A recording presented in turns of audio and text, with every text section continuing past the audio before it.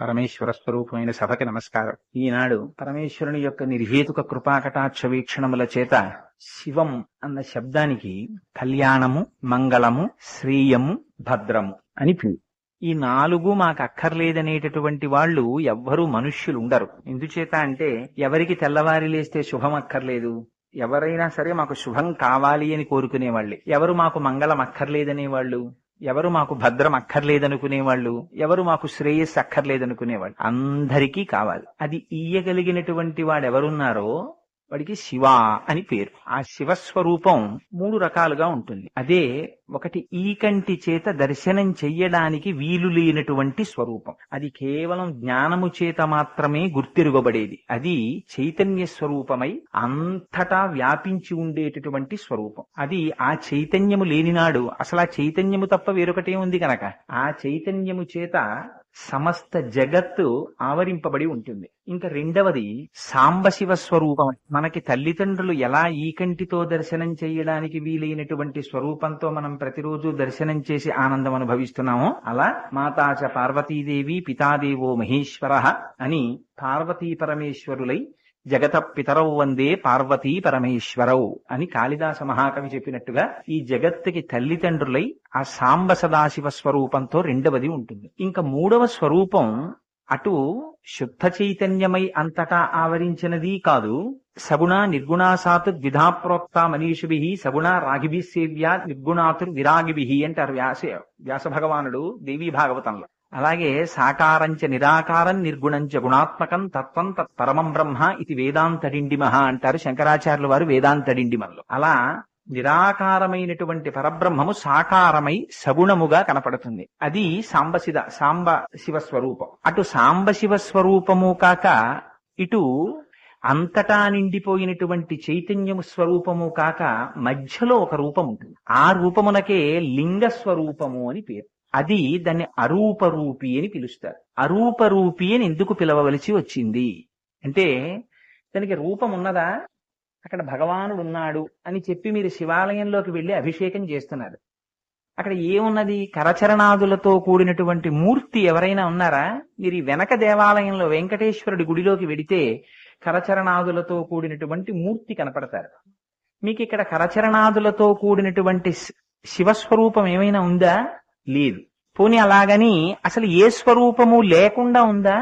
అలాగా లేదు. ఒక చిన్న పీఠం అంబమయం సర్వం శివలింగైశ్చ చిన్మయం అంటారు. అలా ఆ పీఠముతో కూడి చిన్మయముతో కూడినటువంటి లింగ స్వరూపం ఒకటి ఉన్నది. కాబట్టి అసలు ఏమీ లేదు అందామా? కుదరదు. ఉన్నది అందామా? కరచరణాదులతో కుదరదు. ఈ రెండూ కాకినటువంటి స్వరూపంతో ఉన్నటువంటిది ఏదో దానికి అరూపరూపి అని పేరు. అది లింగస్వరూపం. ఈ లింగస్వరూపం గురించి రుద్రాధ్యాయ ప్రారంభంలో ఒక అందమైన మాట ఒకటి చెప్పారు. అది ఆపాతాళన భస్తలాంత భువన బ్రహ్మాండమావిస్ఫురత్ అన్నారు. అది జ్యోతిస్ఫాటిక లింగ అన్నారు. అది జ్యోతిర్లింగం. మనం జ్యోతిర్లింగాలు అంటుంటాం. జ్యోతి అంటే అపారమైనటువంటి తేజస్సు. ఆ తేజస్సు కంటిని తొందరగా ఆకర్షిస్తుంది. ఆ తేజస్సు ఎప్పుడు జ్యోతి యొక్క స్వరూపమునకు ఆ ప్రకాశమునకు తగినటువంటి ఆకర్షణ ఎప్పుడు ఉంటుంది? అర్ధరాత్రి అయితే బాగా చీకటిగా ఉంటుంది. బాగా చీకటిగా ఉన్న సమయంలో ఆవిర్భవించేటటువంటి జ్యోతి యొక్క ప్రయోజనము మరింత ఉపయోగకరంగా ఉంటుంది. అందుకని ఆ లింగాకారం ఏర్పడడం కూడా, ఆ లింగోద్భవం కూడా ఎప్పుడు జరుగుతుంది? అర్ధరాత్రి వేళ మాత్రమే జరుగుతుంది. అది ఎలా ఉంటుంది ఆ లింగం అంటే నిజమునకు ఆ లింగ స్వరూపం ఆపాతాళ నభస్థలాంత భువన బ్రహ్మాండం ఆవిస్ఫురత్ అన్నారు. ఈ పాతాళ లోకంతో మొదలుపెట్టి ఆకాశం వరకు ఎంత దూరం ఉందో అంత దూరము కూడా ఒక కోడిగుడ్డు ఆకారంలో ఒక లింగాకృతిని పొంది ఉంటుంది. ఈ లింగాకృతిని పొంది ఉంటే దాని మౌళి అంటే ఆ శిరస్సు ఆకాశ భాగమున దగ్గరికి ఉంటే అక్కడ ఘనీభవించినటువంటి అమృత స్వరూపం కలిగినటువంటి చంద్రమండలంలోంచి ఆ అమృతం కారుతుంటుంది. కారి ఆ లింగ స్వరూపమైనటువంటి ఈ బ్రహ్మాండం అంతా సర్వకాలములయందు ఆ అమృతం చేత తడపబడుతూ ఉంటుంది. తడపబడితే చల్లగా ఉంటుంది. ఇలా ఆపాతాళన భస్తలాంత భువన బ్రహ్మాండమా విస్ఫుర జ్యోతిస్ఫాటిక లింగమౌళి విలసత్పూర్ణేందు వాంతామృతై ఇలా నిండిపోయినటువంటి ఈ జ్యోతిస్వరూపమైనటువంటి శివలింగం ఏదైతే ఉందో ఆ శివలింగమునకు ప్రతీకగానే ఇక్కడ మనం లింగాన్ని పెట్టుకున్నాం. అది ఇప్పుడు ఏమైంది? పాతాళలోకం నుంచి ఆకాశం వరకు నిండి నిబిడీకృతమైపోయినటువంటి శివస్వరూపం ఏదున్నదో అదే అక్కడ శివస్వరూపంగా మీకు లింగస్వరూపంగా కనపడుతోంది. ఇప్పుడు దాన్ని రోజు ఏం చేస్తారు మీరు? నమక చమకాలతో అభిషేకం చేస్తారు. నమకం అంటే నమకం అంటే అందులో అన్ని పరమాత్మ స్వరూపాలే, అన్ని పరమాత్మ స్వరూపాలే అని చెప్తారు. ఆ చెప్పడంలో ఆఖరికి ఎంత దూరం పెడుతుందంటే నమ చోరాయచ శష్భ్యాయచ ఫేన్యాయచ సికత్యాయచ నమ ప్రవాహ్యాయచ నమ విద్యుత్యాయచ అన్ని దొంగ దగ్గర నుంచి, వడ్రంగి వాడి దగ్గర నుంచి, కుండలు చేసేటటువంటి వాడి దగ్గర నుంచి మేము ఆఖరికి నీటి మీద వచ్చేటటువంటి నురుగు స్వరూపంతో కూడా సమస్తము శివుడు తప్ప వేరొకటి కాదు, శివుడు తప్ప వేరొకటి కాదు, శివుడు తప్ప వేరొకటి కాదు, దానికి నమస్కారము, దానికి నమస్కారము, దానికి నమస్కారము. ఇప్పుడు ఏమవుతోంది? ఇప్పుడు మీరు అక్కడ అభిషేకం చేస్తే పాతాళం దగ్గర నుంచి ఆకాశం వరకు నిండిపోయినటువంటి ఒక గొప్ప పరమాత్మ యొక్క స్వరూపాన్ని మీరు లోపల ధ్యానం చేస్తున్నారు. ఆ ధ్యానం చేసేటటువంటి శివలింగ స్వరూపం సర్వకాలములయందు ఆకాశములో ఉండేటటువంటి ఘనీభవించిన చంద్రుని యొక్క అమృతము ప్రవాహం చేత తడుపబడేటటువంటి ఆ లింగ స్వరూపం యొక్క చల్లదనం సమస్త ప్రాణికోటికి చల్లతనాన్ని కలిగిస్తుంది. అలా మీరు ఇక్కడ కూడా పైన ఒక ధారాపాత్ర పెడతారు. మీరు శివాలయంలో చూస్తారా, ఎదురుగుండా ఒక పెద్ద ధారాపాత్ర అని ఉంటుంది. ఆ ధారాపాత్రలోంచి సన్నగా నీరు పడుతూనే ఉంటుంది శివలింగం మీద. ఆ శివలింగం మీద నీరు పడి చల్లగా ఉంటే సమస్త ప్రాణికోటి చల్లగా ఉంటుంది. చల్లగా ఉండడం ఏమిటి? మనకి సంప్రదాయంలో ఎవరికైనా ఎప్పుడైనా ఆశీర్వచనం చేస్తే ఏమంటారు? బాబు నువ్వు చల్లగా 10 కాలాలు వర్ధిల్లంటారు. చల్లగా 10 కాలాలు వర్ధిల్లడం అంటే ఏమిటి? చల్లగా అంటే వాడికి ఏ విధమైనటువంటి దుఃఖము లేని రీతిలో ప్రశాంతమైనటువంటి జీవితాన్ని వాడు అనుభవించుగాక. ఇలా చెప్పేటప్పుడు ఒక గమ్మత్తుంది. ఆ శివాభిషేకం చేయడంలో, ఆ లింగం దగ్గరికి వెళ్లి అభిషేకం చేయడంలో మీరు తెలిసి చెయ్యండి, తెలియక చెయ్యండి, అక్కడ ముందు మాత్రం మీరు ఒక మాట చెప్తున్నారు. ఏమని చెప్తున్నారు? ఆపాతాళ నభస్థలాంత భువన బ్రహ్మాండమా విస్ఫుర జ్యోతిస్ఫాటిక లింగ. ఇది బాహ్యమునందు మీకు కావలసినటువంటి సమస్త ఐశ్వర్యముని ఇయ్యగలదు. ఎందుకని? అంతటా నిండి నిబిడీకృతమైపోయినటువంటి చైతన్య స్వరూపమైనటువంటి పరమాత్మ తప్ప వేరొకరు మన కోరిక తీర్చగలిగిన వాడెవరుంటాడు? అందుకని ఆయనే ఏ కోరికైనా తీర్చగలడు. అది ఎక్కడి నుంచి ఎక్కడి వరకు? దుఃఖ నివృత్తి దగ్గర మొదలుపెట్టి ఏ కోరిక మీరు కోరుకోండి అంటే అమెరికా అధ్యక్షుడిని అయిపోవాలని కోరుకుంటే అండి అంటే, అందుకే వాంఛితార్థ ప్రదాయిని అని అమ్మవారికి పేరు. మీకు ఏది శ్రేయస్కరమో ఆ కోరికని అయ్యకి తీర్చడం తెలుసు. పిల్లవాడు ఓ పక్క దగ్గొస్తున్నా సరే ఏదో తినకూడని పదార్థం తింటానంటూ ఉంటాడు, వేడి చేసే పదార్థం తింటానంటూ ఉంటాడు, ముక్కు కారిపోతూ ఉంటుంది, పానకం తాగుతానంటాడు. అమ్మిస్తుందా? ఇవ్వదు. వాడికి ఏది కావాలో అది ఇస్తుంది. అలా మన శ్రేయస్సు పరమాత్మకి తెలుసు. మనకి కావలసిన దాన్ని పరమాత్మ మనకి కటాక్షించి మన యొక్క యోగక్షేమములను ఆయన వహిస్తారు. అందుకని భక్తి కలిగినటువంటి వాడి యొక్క యోగక్షేమములను పరమాత్మయే చూస్తారు, ఆ కోరిక తీరుస్తారు. కానీ అభిషేకంలో మనం జ్యోతిస్ఫాటిక లింగ అంటున్నాం. ఆ జ్యోతి స్వరూపం ఏం చేస్తుంది? అప్పటి వరకు చీకటి ఉంటుంది. చీకటి ఉంటే ఏమవుతుంది? ఉన్న వస్తువు ఉన్నట్లు కనపడదు. చీకటి అంటే భయం ఎందుకు అంటే, చీకటిలో ఉన్న ప్రధానమైన లక్షణం అసలు అక్కడ ఉన్న వస్తువు ఒకటి, మనకి కనపడేటటువంటి వస్తువు ఒకటి.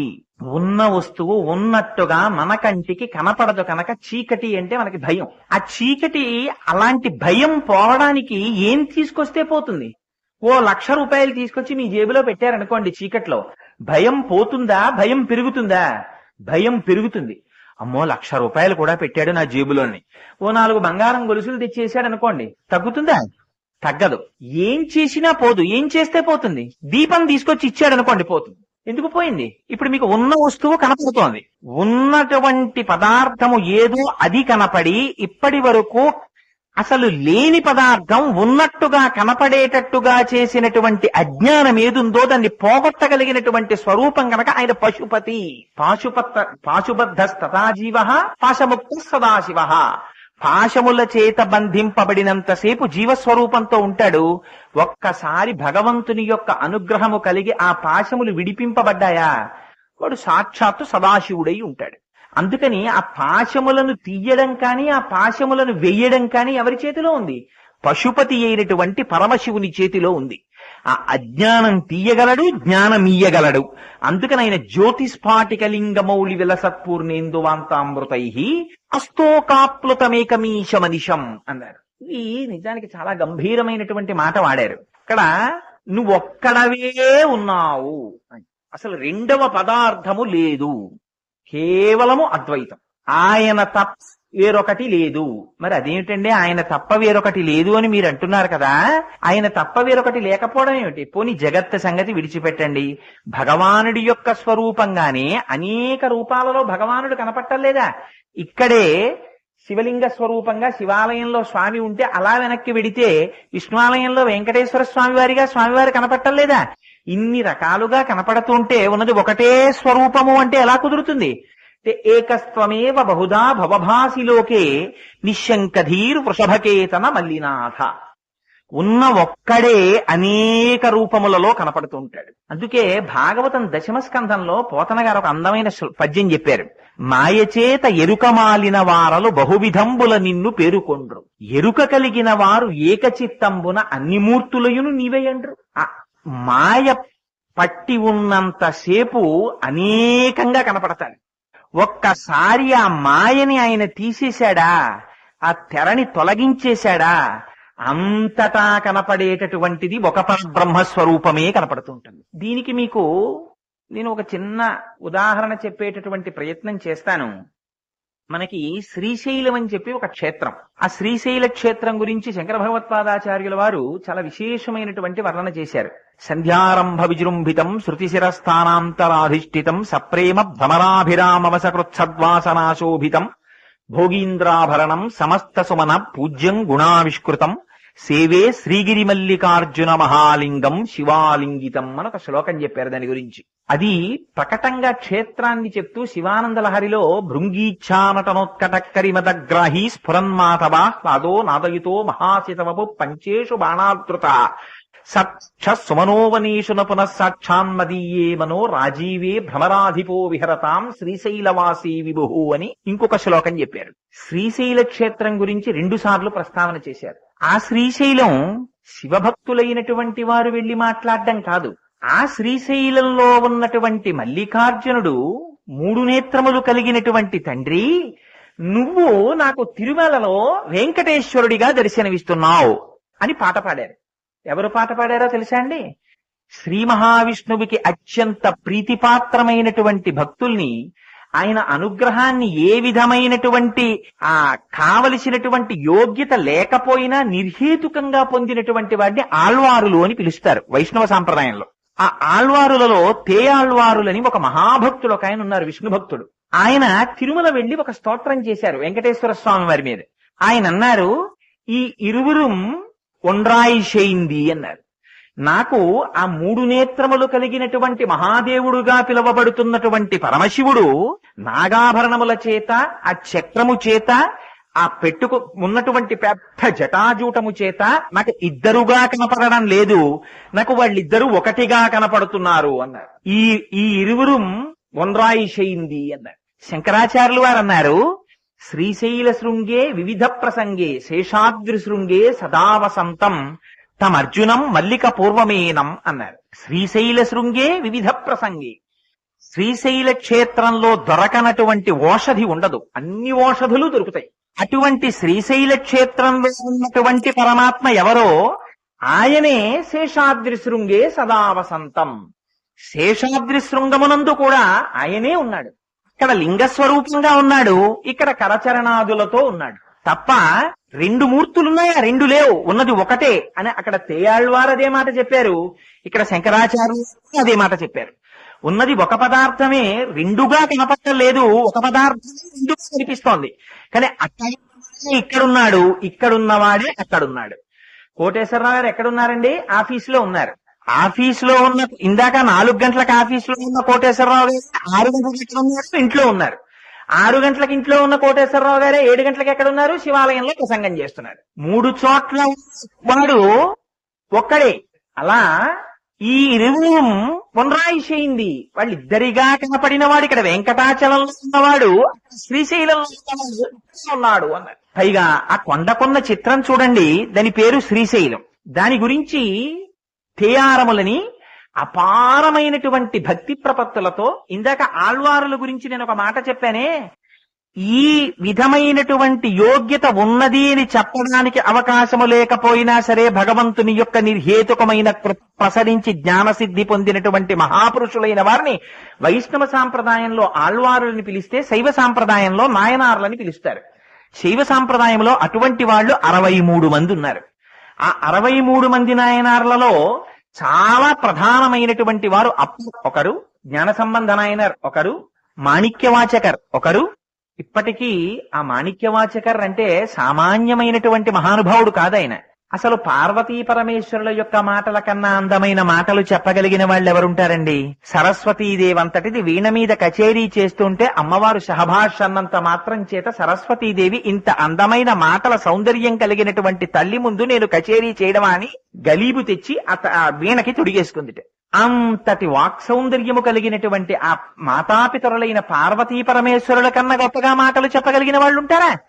కాని మాటల యొక్క గొప్పతనము మాటలు చెప్పడంలో ఉన్న పాండిత్య ప్రకర్ష చేత ఉండదు. భగవంతుడి దగ్గరికి వెళ్ళేటప్పటికి పరాశర భట్టర్లు శ్రీగుణరత్న కోశంలో ఒక మాట అంటారు, స్తోతారం తముశంతి దేవి కవయోయో విస్పృణీతే గుణాన్ స్తోతవ్యస్య తతశ్చతే స్తుతిధురామయ్యేవ విశ్రామ్యతి యస్మాత్తస్మదమర్షణీయ పణితి స్వీకారతస్తే గుణాః క్షాంత్యౌదార్య దయా దయో భగవతి స్వాంప్రస్తు వీరాన్ ప్రధాన్. అమ్మా, నేను నీ గురించి వర్ణించనా? ఏమని వర్ణించనమ్మా? దేవి శృతిం భగవతీం భ్రమే పుమాంసః తత్సద్గుణౌఘ మణికోశ గృహం గృణంతి తద్వారపాటన పటూని చ ఇతిహాస సంపర్కణ స్మృతి పురాణ పురస్సరాణి. వేదములు, పురాణములు, ఇతిహాసములు నీ చిరునామా చెప్పన్నాయి, కానీ నిన్ను వర్ణించలేం, నీ గురించి చెప్పలేం, నీ దర్శనం ఇప్పించలేమని వెనక్కి తిరిగిపోయాయి. అటువంటి నీ గురించి నేను ప్రసంగం చెయ్యనా? కానీ నీ గురించి చెప్పినటువంటి నా మాటలకి సార్థకత ఎప్పుడొచ్చిందో తెలుసా అమ్మా? నేను కాదు చెప్పగలిగినటువంటి వాణ్ణి. నేను చెప్పిన మాటలు అయ్యో ఆర్తితో పిల్లవాడు చెప్పుకుంటున్నాడని చెప్పి నువ్వు స్వీకరించిన నాడు నా మాటలకి సార్థక్యత ఏర్పడింది. మాణిక్యవాచకర్లు పార్వతీ పరమేశ్వరుల గురించి స్తోత్రం చేస్తే పార్వతీ పరమేశ్వరులంతటి వారు ముచ్చట పడిపోయి పిలిచి దగ్గర కూర్చోబెట్టుకుని, నాయనా నీ మాటలు మాటలు కావురా, అవి మాణిక్యముల మూటలు రా అన్నర్త. వాళ్ళ నోటితో మాణిక్యవాచకర్ అని పేరు. మనం ధనుర్మాసంలో ప్రతి వైష్ణవాలయంలోనూ కూడా, విష్ణువాలయంలోనూ కూడా తిరుప్పావయం జరుగుతూ ఉంటుంది.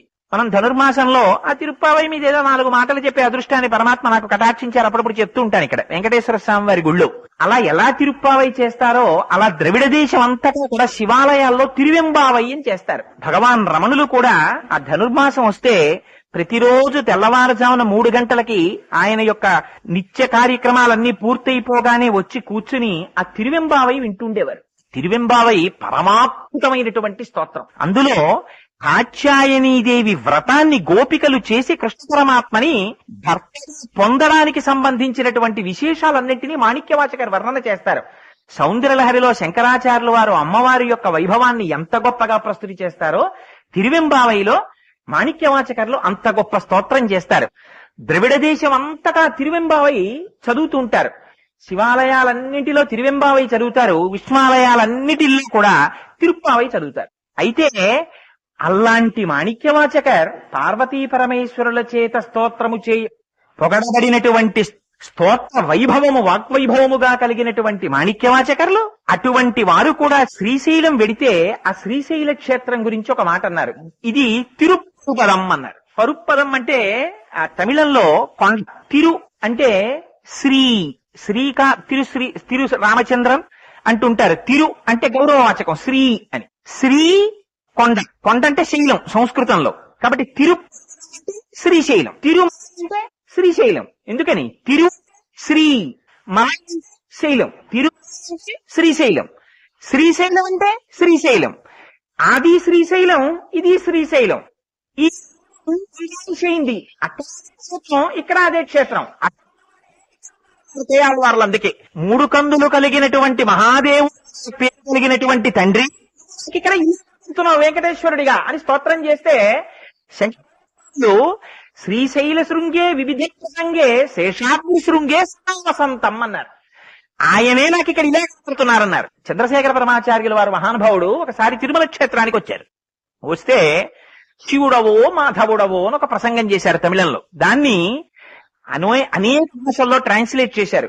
ట్రాన్స్లేట్ చేసినప్పుడు తిరుమల తిరుపతి దేవస్థానం వాళ్ళు విడుదల చేసినటువంటి ఒక సోవనీర్లో ఆ ప్రసంగం గురించి అదేంటి ప్రచురణ చేశారు. ఎంత చిత్రమైన మాట చెప్పారంటే, పూర్వకాలంలో దేవతలందరూ కలిసి ఒకసారి రామేశ్వర క్షేత్రానికి దర్శనం కోసమని వెళ్ళారట. వెళితే రామేశ్వరం వెళ్ళిన తర్వాత అందులో ఎవరో ఒకడికి నాకు వ్యాకరణం బాగా వచ్చన్నవాడో, లేకపోతే నాకు సాహిత్యం బాగా తెలుసు అన్నవాడో ఎవరో ఒకడు ఉంటాడు కదా. ఒకడు లేచి అన్నాడు, అసలు రామేశ్వరము అనేటటువంటి పేరు వ్యాకరణంలో దేనికి సరిపోతుంది, దీనికి ఏ సమాసం వస్తుంది అని అడిగాడు. రామేశ్వరము అంటే రాముని యొక్క ఈశ్వరుడు అన్నారనుకోండి, షష్ఠీ తత్పురుష సమాసం అవుతుంది. రాముని ఈశ్వరునిగా కలిగిన వాడు అన్నారనుకోండి, బహువ్రీహి సమాసం అవుతుంది. వీళ్ళకి అనుమానం ఎక్కడొచ్చిందంటే రాముని యొక్క ఈశ్వరుడు అన్నారనుకోండి, అప్పుడు రాముడు సాక్షాత్తుగా శ్రీ మహావిష్ణువు యొక్క అంశ, ఆయనకి ఈశ్వరుడు ఇప్పుడు. ఎందుకంటే రామేశ్వరంలో ఆయన లింగ ప్రతిష్ఠ చేశారు రామచంద్రమూర్తి. ఎందుకంటే రాముని యొక్క ఈశ్వరుడు అంటే షష్ఠీ తత్పురుష సమాసం అయితే రాముని కన్నా శివుడు గొప్పవాడా, లేకపోతే రాముని ఈశ్వరునిగా కలిగినటువంటి వాడైతే శివుని వాడా? ఏది వీటి రెండింటిల్లో అంటే రెండు పక్షాలు అయిపోయి కొంతమంది అన్నారు షష్ఠీ తత్పురుష సమాసం అన్నారు, కొంతమంది అన్నారు బహువ్రీహి సమాసం అన్నారు. పెద్ద చర్చ అయింది. వాళ్ళు దేవతలు కదా, ఎందుకు మనం దెబ్బలాడుకోవడం, పెడదాం వైకుంఠానికి వెళ్ళి అడుగుదాం అన్నారు. అందరూ వైకుంఠానికి వెళ్ళారు. స్వామి శేషశయనం మీద పడుకున్నారు. శాంతాకారం భుజగశయనం పద్మనాభం సురేశం విశ్వాకారం గగన సదృశం మేఘవర్ణం శుభాంగం లక్ష్మీకాంతం కమలనయనం యోగిహృద్యానగమ్యం వందే విష్ణుం భవభయహరం సర్వలోకైకనాథం అని స్తోత్రం చేశారు. ఆయన ఏమర్రా మీ అందరు ఇలా వచ్చారే అన్నారు స్వామి. అంటే స్వామి మేము అందరం రామేశ్వరం వెళ్ళాం, ఆ రామేశ్వరము అంటే రాముని యొక్క ఈశ్వరుడు అని మేము అనుకుంటున్నాం, కాబట్టి శివుడు నీకు ఈశ్వరుడై ఉన్నాడు అనుకుంటున్నాం మేము, అందుకని నీకు కూడా యజమాని శివుడా అని అడిగారు. అడిగితే శ్రీ మహావిష్ణువు అన్నారు, అందులో అనుమానం ఏముందిరా మీకు, అది షష్ఠీ తత్పురుషం కరెక్టే, శివుడు నాకు ఈశ్వరుడు, నేను శివుని యొక్క కింకుణ్ణి, అందుకని షష్ఠీ తత్పురుష సమాసమే నిజం, అందుకే నేను ప్రతిష్ఠ చేశానన్నారు. ఆయన చెప్పేశారు కదా, ఇంకా శివుడు రాముడి కన్నా, అందుకని విష్ణువు కన్నా గొప్పవాడు శివుడు అని సంతోషంగా బయటికి వచ్చారు. వస్తే మళ్ళీ అందులో కొంతమంది అన్నారు, శివుడు సత్వగుణ ప్రధానుడు, ఆయన ఎప్పుడు తనని తాను పొగుడుకోడు, అందుకని ఎందుకొచ్చింది శివుడే నా ఈశ్వరుడే అలా చెప్పేసి ఉంటాడు. కానీ జ్ఞానమునకంతటికీ కూడా ప్రధానమైన వ్యక్తి శివుడు కదా, అసలు శివుడు నిజం చెప్తాడు. శివుని యొక్క ఆ రాముని యొక్క ఈశ్వరుడా, రాముని ఈశ్వరునిగా కలిగిన శివుడా, శివుడిని కైలాసానికి వెళ్ళారు. పెడితే మహానుభావుడు ఆయనేమో సంధ్యాకాలం నృత్యం కోసం సిద్ధం అవుతున్నాడు. ఆయన వెళ్ళి అడిగారు, ఏమండి నిజం చెప్పండి, రాముని యొక్క ఈశ్వరుడా రామేశ్వరం అంటే రాముని ఈశ్వరుడు ఏది నిజం అని అడిగారు. అయితే శివుడు అన్నాడు, రెండోదే నిజం రా అబ్బాయి, రాముని ఈశ్వరునిగా కలిగిన వాడు, నాకు యజమాని ఎవరో తెలుసా, రాముడు, నేను కింకరుణ్ణి, అందుకని బహువ్రీహి సమాసమే నిజం అన్నాడు. ఇప్పుడు బయటకు వచ్చిన వాళ్ళందరూ తలలు పట్టుకున్నారు. ఆయన దగ్గరికి వెడితే నాకు యజమాని శివుడు అంటాడు, ఈయన దగ్గరికి వస్తే నాకు విష్ణువు యజమాని ఈయనంటాడు. ఇద్దరూ కులాసాగా ఉన్నారు హాయిగాను. అసలు మనకొచ్చి అంతా వచ్చి పడింది, అసలు రాముడికి శివుడు ఈశ్వరుడా, శివుడికి రాముడు ఈశ్వరుడా అని అనుమానం వచ్చి పెద్ద తలకాయ ఒకటి ఉంది కదా, వేదాలు చేత్తో పట్టుకున్నది, ఎప్పుడు వేదాలు చెప్పే పెద్ద తలకాయ, 4 ముఖాలు ఉన్నవారు ఒక ఆయన ఉన్నారు బ్రహ్మగారు, ఆయన దగ్గరికి వెళ్దాం ఆయన చెప్తారు అని సత్యలోకానికి వెళ్ళారు. వెళ్ళి అయ్యా మీరు నిజం చెప్పండి, రామేశ్వరం అన్నది షష్ఠీ తత్పురుష సమాసమా బహువ్రీహి సమాసమా, రాముని యొక్క ఈశ్వరుడా లేకపోతే రాముని ఈశ్వరునిగా కలిగిన ఈ రెండింటిలో ఏది ఖచ్చితం అని అడిగారు.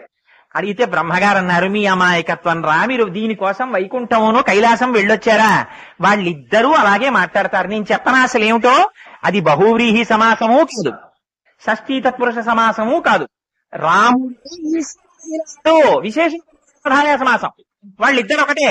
ఎందుకని రెండు ఉన్నది ఉంది, ఆ అనేకం చూపిస్తోంది. మా అబ్బాయి ప్యాంటు చొక్కా టక్ చేసుకుంటే నాకు ఇష్టం, మా అబ్బాయి పంచె కట్టుకుంటే మా నాన్నగారికి ఇష్టం, మా అబ్బాయి కుర్తా లాల్చీ వేసుకుంటే వాళ్ళ అమ్మకి ఇష్టం. అయితే ఇంత మాత్రం చేత ఆకారంలో మార్పు వచ్చినంత చేత పరమాత్మలో ఉండేటటువంటి అబ్బాయి కాకుండా ఉంటాడా, నాకు అబ్బాయే మా ఆవిడికి అబ్బాయే, వాళ్ళ తాతగారికి మనవడే. ఏ రకమైనటువంటి వేషధారణ వేసుకున్నా సరే వాడిలో ఉండేటటువంటి తత్వము మారనట్టే అదే ఆత్మ రూపములను మార్చినంత మాత్రం చేత ఆయన ఒకటి కాకుండా పోరు. ఆ ఉన్నది ఒకటే పదార్థము ఇన్ని రకాలుగా నీకు కనపడుతోంది. ఇన్ని రకాలుగా కనపడుతోందని నువ్వు మోసపోయావు. ఇన్ని రకాలున్నాయి, అదొకటి ఇదొకటి, ఇది వేరు అది వేరు అని నీకు భావన ఉన్నంత నిజంగా వైకుంఠం ఒకటి, కైలాసం ఒకటి, శివుడు ఒకడు, విష్ణువు ఒకడు, ఆయనకుండే సైన్యం ఆయనకి, ఈయనకుండే సైన్యం ఈయనకి ఉంటే ఎప్పుడు ఘర్షణ ఉండి తీరుతుంది. ఎక్కడో అక్కడ యుద్ధం జరిగి తీరుతుంది. అలా ఉండదు ప్రపంచంలో తత్వం. ఉన్న తత్వము ఒక్కటే, ఒకే తత్వము. అసలు రెండు మూడు లేవు, ఉన్నది ఒకటే ఉంది. ఆ ఉన్న ఒక్కటే ఇన్ని రకాలుగా కనపడుతోందనేటటువంటి సత్యం ఏదైతే ఉందో అది అస్తోత్మకమేకమీశ మనిషం. అది ఒక్కడే ఉన్నాడు. ఆ ఒక్కడే అన్నది మనం చెప్పడం కాదు, పెద్దలైన చేసే పదార్థం అని. పోతన గారు చెప్పుకున్నది ఏ కథ చెప్పుకున్నారండి? విష్ణు కథ చెప్పుకున్నారు. విష్ణు కథ చెప్పుకున్నటువంటి పోతన గారు భాగవతం దశమ స్కంధాన్ని ఆంధ్రీకరిస్తున్నారు. వ్యాస భాగవతాన్ని యథాతథంగా ఆంధ్రీకరించలేదు. ఆయన ఆంధ్రీకరించేటప్పుడు ఆంధ్రీకరించగలిగినటువంటి శక్తిని ఇవ్వమని అడిగారు. శ్రీ విద్యా సంప్రదాయం పోతనామాచ్యుల వారికి తెలియదు అనడం దుస్సాహసం. ఎందుచేత మరొక మాట చెప్పారు. అమ్మలగన్నయమ్మ ముగురమ్మల మూలపుటం చాలా పెద్దమ్మ సురాబుచ్చినయమ్మ కన్ను లోనమ్మిన వేల్పుతమ్మ మనంబున ఉండెడియమ్మ దుర్గమాయమ్మ కృపాప్తినిచ్చుట మహత్వ కవిత్వ పటుత్వ సంపదలన్నారు. ఇప్పుడు మీరు ఆ మహత్వ, కవిత్వ, పటుత్వ, సంపదల్ ఈ నాలుగింటిని బీజాక్షరాల్లో పెట్టండి. ఓం ఐం హ్రీం శ్రీం ఈ పై గురించి చెప్పారు. అమ్మ శ్రీమాత్రే నమః, ఓం ఐం హ్రీం శ్రీం శ్రీమాత్రే నమః అన్న మాట అని నేను ఎందుకు చెప్పుకుంటున్నాను? విష్ణు కథ. ఈ విష్ణు కథ చెప్పడంలో కారణం శ్రీకైవై చింతించదన్ లోకరక్షైకారంకు భక్తపాలన కళా సంరంభకున్ దానవోద్రేక స్తంభకు కేళి లోల విలస దుర్జాల సంభూత నానా కంజాత భవాండ కుంభకు మహానందాంగనాఢింబకున్. ఎక్కడ చెప్పారు? ఎక్కడైనా కృష్ణుడి కథ చెప్తున్నానని చెప్పారా? శ్రీ మహావిష్ణువు కథ చెప్తున్నానని చెప్పారా? లేకపోతే పారితోషికానికి చెప్పుకుంటున్నానని చెప్పారా? లేకపోతే నాకు సన్మానం చేస్తారు కాబట్టి చెప్పుకుంటున్నానని చెప్పుకున్నారా? నాకు లేకపోతే ఏదో బిరుదిస్తారని చెప్పుకుంటున్నానని చెప్పుకున్నారా? శ్రీకైవల్యం కోరుటకునై, శ్రీకైవల్యము అన్న మాట అద్వైత సాంప్రదాయంలోది. శ్రీకైవల్యం అంటే పునరావృత్తి రహిత శాశ్వత శివ సాయుధ్య స్థితి. ఆయన తప్పడు లేటువంటి స్థితి. అందుకే తంతువులందు చేలము విధంబున ఏ పరమేశమూర్తి ఎందింతయు పుట్టునట్టి జగదీశుడనంతుడి దైత్యమంతుని చేయుటెంత పని అద్భుతమే వినుమంతలోనంతము పొందుటెల్లగని ఆతని బంధులు గంధంబులై అన్న గొప్ప పద్యాలు పోతన గారి నోటి వెంట రాగలిగాయి. అందుకని శ్రీకైవల్యపదంబునై మళ్ళీ కలిసినటువంటి అక్షరం లేని మోక్ష స్థితి కోసం ఇక్కడే ఇప్పుడే ఉన్నది అన్న జ్ఞానసిద్ధి నాకు కోసం నేను ఈ విష్ణు కథ చెప్పుకుంటున్నాను అని ఎవరని చెప్పారు? మహానందాంగనా ఢింపుడి గురించి చెప్తున్నానన్నారు. ఎవరు ఆనందాంగనా? బాహ్యమునందు ఆ నందుని యొక్క భార్య. మహానందం అంటే సామాన్యమైన ఆనందం, మానవానందం, ఇలా ఆనందాలకి లెక్క వేసుకుంటూ పోతే అమ్మవారి పేరు మహానందం. ఎందుకని? అమ్మవారి స్తోత్రంలో, ఖడ్గమాల స్తోత్రంలో అమ్మవారికి మహానందమయి అని ఒక పేరు. ఆ మహానందమైన ఆ అమ్మవారి ఎందుకని? అమ్మవారికి అమ్మవారి పుత్రుడికి ఉంటుంది. అందుకని అమ్మవారి పుత్రుడు అనడానికి ఏమిటి అధికారం? కరాంగుళిన తొత్తన్న నారాయణ దశాకృతి. అమ్మవారు ఇలా అంటే వచ్చేవి గోళ్లల్లోంచి. అందుకని నారాయణుని ఇక్కడి నుంచి వచ్చాయి, అమ్మవారి యొక్క గోళ్లల్లోంచి వచ్చాయి. అందుకని మహానందాంగా దీపుడిగా చెప్పుకుంటున్నాను. మీరు చూడండి, అందుకే మాఘమాసంలో వచ్చేటటువంటి అర్ధరాత్రి నాడు లింగోద్భవం. దానికి ఖచ్చితంగా 6 నెలలు వెనక్కి వెళ్ళండి. వెడితే మళ్ళీ మనకి 6 నెలల వెనకాతల శ్రావణ మాసంలో కృష్ణపక్షంలో అర్ధరాత్రి వేళ కరచరణాదులతో కూడినటువంటి కృష్ణ భగవానుడి యొక్క ఆవిర్భావం. అది అర్ధరాత్రే, ఇది అర్ధరాత్రి. అదే రాత్రి మళ్ళీ అక్కడ నందరాజంలో దుర్గామాత యొక్క ఆవిర్భావం. ఆవిడ యోగమాయగా జనించింది. ఇప్పుడు అర్ధరాత్రి పుట్టినటువంటి అమ్మవారి భగవంతుడా, అర్ధరాత్రి పుట్టిన శ్రీకృష్ణ భగవంతుడా, అర్ధరాత్రి ఏర్పడి లింగోద్భవం ఏర్పడిన పరమశివుడు భగవానుడా? పోతన గారు అంటారు, స్త్రీ పురుష నపుంసక మూర్తియును తిరియ సమాధి మూర్తియును కాక కర్మ గుణభేద సమస్య కాక వెనుక విభుతలంతు అజాయమానో బుద్ధా విజాయతే. అసలు దానికి ఒక స్వరూపం లేదు. అది నిరాకార నిర్గుణ సచ్చిదానంద స్వరూపమైనటువంటి చైతన్యం. అది తనంత తాను ఆకృతిని పొందుతుంది. అది స్త్రీ ఆకృతినైనా పొందొచ్చు, పురుష పొందొచ్చు, లేదా ఆకృతిని పొందొచ్చు, లింగాకృతిని పొందొచ్చు. ఏ ఆకృతిని పొందినా ఆకృతి కాదు ప్రధానం. ఏది ప్రధానం? లోపల ఉన్నటువంటి ప్రధానం. అందుకని ఉన్నది ఒక్కటే స్వరూపము. వివేకానందుడు దీని గురించే ఒక మాట చెప్తాడు. మీరు కర్ర కట్టుకుని గోడ దాటి వెళ్ళిపోవడానికని ప్రయత్నం చేస్తారు. పరిగెత్తి పరిగెత్తి పరిగెత్తి పరిగెత్తి గోడ దాటడం కోసమని వచ్చేటటువంటి వాడు కర్రని భూమిలోకి తాటించి కర్రని ఆలంబనగా చేసుకుని తన శరీరాన్ని పైకెత్తి గోడ మించి అవతల వైపు పడిపోతుంటాడు. పడిపోయేటప్పుడు, అయ్యో కర్రా, నన్ను ఇంత దూరం తీసుకొచ్చావు, నిన్ను ఇవతల వైపు వదిలేసి కృతజ్ఞతతో నేను అవతల వైపుకి వెళ్ళిపోనా, నిన్ను నాకు తీసుకెడతాను రా అని ఆ కర్రని తనతో తీసుకెడతాడు. ఆ కర్రని ఇటు వదులుతాడు, తాను అటు పడిపోతాడు. ఎంతవరకు మీకు మూర్తి ఆరాధన సగుణము నుంచి నిర్గుణలోకి వెళ్ళడం కోసం. అందుకని ఒక రకంగా చెప్పవలసి వస్తే సాకారమైనటువంటి మూర్తి ఆరాధన నుంచి లింగ స్వరూపమైనటువంటి ఆరాధనకి ప్రవేశించడం ఒక మెట్టు పైకి ఎక్కడంతో సమానం, లోపల ఉండేటటువంటి అభ్యాసం రీత్యా. అందుచేత అదిగో అలా పైకి గోడ దాటిపోయేవాడు కర్రను ఎలా తీసుకెళ్లాడో, మీరు ఉపాసన చేసే మూర్తి స్వరూపం కూడా మీకు ఎక్కడి వరకు పనికొస్తుందంటే జ్ఞానసిద్ధి కలిగి అంతటా ఉన్నది చెప్పడం కోసం. ఇది తెలిసిన మహాపురుషుడు కనుక, జగత్తుకంతటికీ ఈ విషయాన్ని వెల్లడించినటువంటి జగద్గురువులు కనుక, శంకరులు ఎక్కడివ్వండి, ఏ నివ్వండి, ఆ ఉండేటటువంటి పరమాత్మ స్వరూపం గురించి స్తోత్రాలు చేశారు తప్ప ఈ స్వరూపంగా ఉంటేనే స్తోత్రం చేస్తాను, ఈ స్వరూపంగా ఉంటేనే స్తోత్రం చేయనని శంకరాచార్య గారు అనలేదు. ఎందుకనలేదు? అంతటా పరమాత్మయే అని గుర్తించినటువంటి జగద్గురువు కనుక, అది మనకి తెలియచెప్పిన మహాపురుషుడు కనుక. అందుకని అదిగో అది పరమాత్మ తత్వం అంటే. అటువంటి పోతన గారు భాగవతాన్ని అంగీకరిస్తుంటే ఆయన దశమ స్కంధంలో ఒక లీల వ్రాశారు. అది ఎంత చిత్రమైన లీలంటే, కృష్ణ భగవానుడికి ఇంకా పాకుతున్నటువంటి వయస్సు.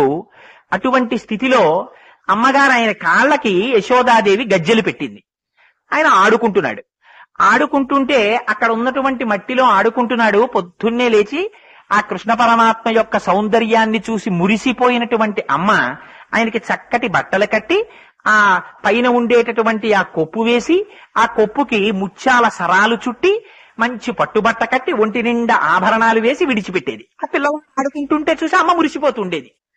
ఆ పిల్లవాడు మట్టిలో పారాడుతూ ఆడుకుంటున్నాడు కృష్ణుడు. మట్టిలో పారాడుతూ ఆడుకుంటున్నటువంటి కృష్ణుణ్ణి చూసిన పోతన గారు నాకు కృష్ణుడు కనపడుతున్నాడు అనలేదు. ఏమని చెప్పారో తెలుసా అండి భాగవతంలో? ఆ పిల్లవాడు మట్టిలో ఆడుకుంటుంటే ఒంటికి రాసుకున్నటువంటి మట్టి నాకు విభూతిలా కనపడుతోందన్నారు. అంతేకాదు, ముందర వెళ్తుందు ముక్తాలలామంబు తొగల సంగడి కాని తునకగాగా, పాలభాగంపై పరగు నావిరి బొట్టు కాముని కాల్చిన కన్నుగాగా, కంఠమాలికలోని ఘననీల రత్నంబు కమనీయమగు మెడ కప్పుగాగా, హారవల్లులు కాగా బాలలీల ప్రౌఢ బాలకొండు, శివుని పగిది నొప్పె శివునకును తనకును వేరులేమి తెలియ వెలయునట్లు, తనువునంటిన ధరణీపరాగంబు పూసిన నిరిభూతి పూతగాగా. కృష్ణుడు మట్టిలో ఆడుకుంటుంటే ఆ మట్టి తీసి ఒంటి మీద పోసుకుంటే నాకు కృష్ణుడు కనపట్టలేదు, ఒంటికి విభూతి రాసుకున్నటువంటి శంకరుడు కనపడుతున్నాడన్నారు. తనువునంటిన ధరణీపరాగంబు పూసిన నిరిభూతి పూతగాగా, ముందరలుగొందు ముక్తాలలామంబు తొగల సంగడి గాని తొంగాగా. అమ్మ యశోదాదేవి కొప్పు వేసి దానికి ముత్యాలు చుట్టింది, హారం చుడితే పోతన గారు అంటున్నారు, నాకు ముత్యాలు కనపడలేదు, చంద్రశేఖరుడై పరమశివుడు కొప్పు మీద పెట్టుకున్నటువంటి చంద్రరేఖ కనపడుతోంది. శంకరులు అంటారు, కళాభ్యాం చూడాలంకృత శశి కళాభ్యాం నిజతప ఫలాభ్యాం భక్తేషు ప్రకటిత ఫలాభ్యాం భవతు మే శివాభ్యాం అస్తోక త్రిభువన శివాభ్యాం హృది పునర్భవాభ్యాం ఆనంద స్ఫురదనుభవాభ్యాం నతిరియం అని. అలా ఆ చంద్రరేఖని ధరించినటువంటి పరమశివుడు కనపడుతున్నారన్నారు. ముందర వెలుగొందు ముక్తాలలామంబు తొగల సంగడిగాని తునగగాగా పాలభాగంబుపై పరగు నావిరి బొట్టు కాముని కాల్చిన కన్ను కాగా. అమ్మ పిల్లవాడు ఆడుకోవడానికి విడిచిపెట్టేటప్పుడు పాలభాగమునందు ఇంత ఆవిరి బొట్టు పెట్టింది. నాకు కృష్ణ పరమాత్మ యొక్క లలాటమునందు ఆవిరి బొట్టు కనపట్టలేదు. శంకరుడి యొక్క లలాటము మీద ఉన్నటువంటి కన్నులా కనపడుతోందన్నారు. అందుకని పాలభాగంబుపై నావిరి బొట్టు కాముని కాల్చిన కన్ను కాగా కంఠమాలికలోని ఘననీల రత్నంబు కమనీయమగు మెడ కప్పు కాగా. మెడలో అమ్మ పెద్ద హారం ఒకటి వేసి దాని మధ్యలో ఒక నీలపు దాన్ని వేసింది. ఆ నీలపు రాయి యొక్క కాంతి కంఠం మీద పడుతోంది. పడుతుంటే నాకు కృష్ణుడి మెళ్ళో వేసుకున్న హారం లేదు.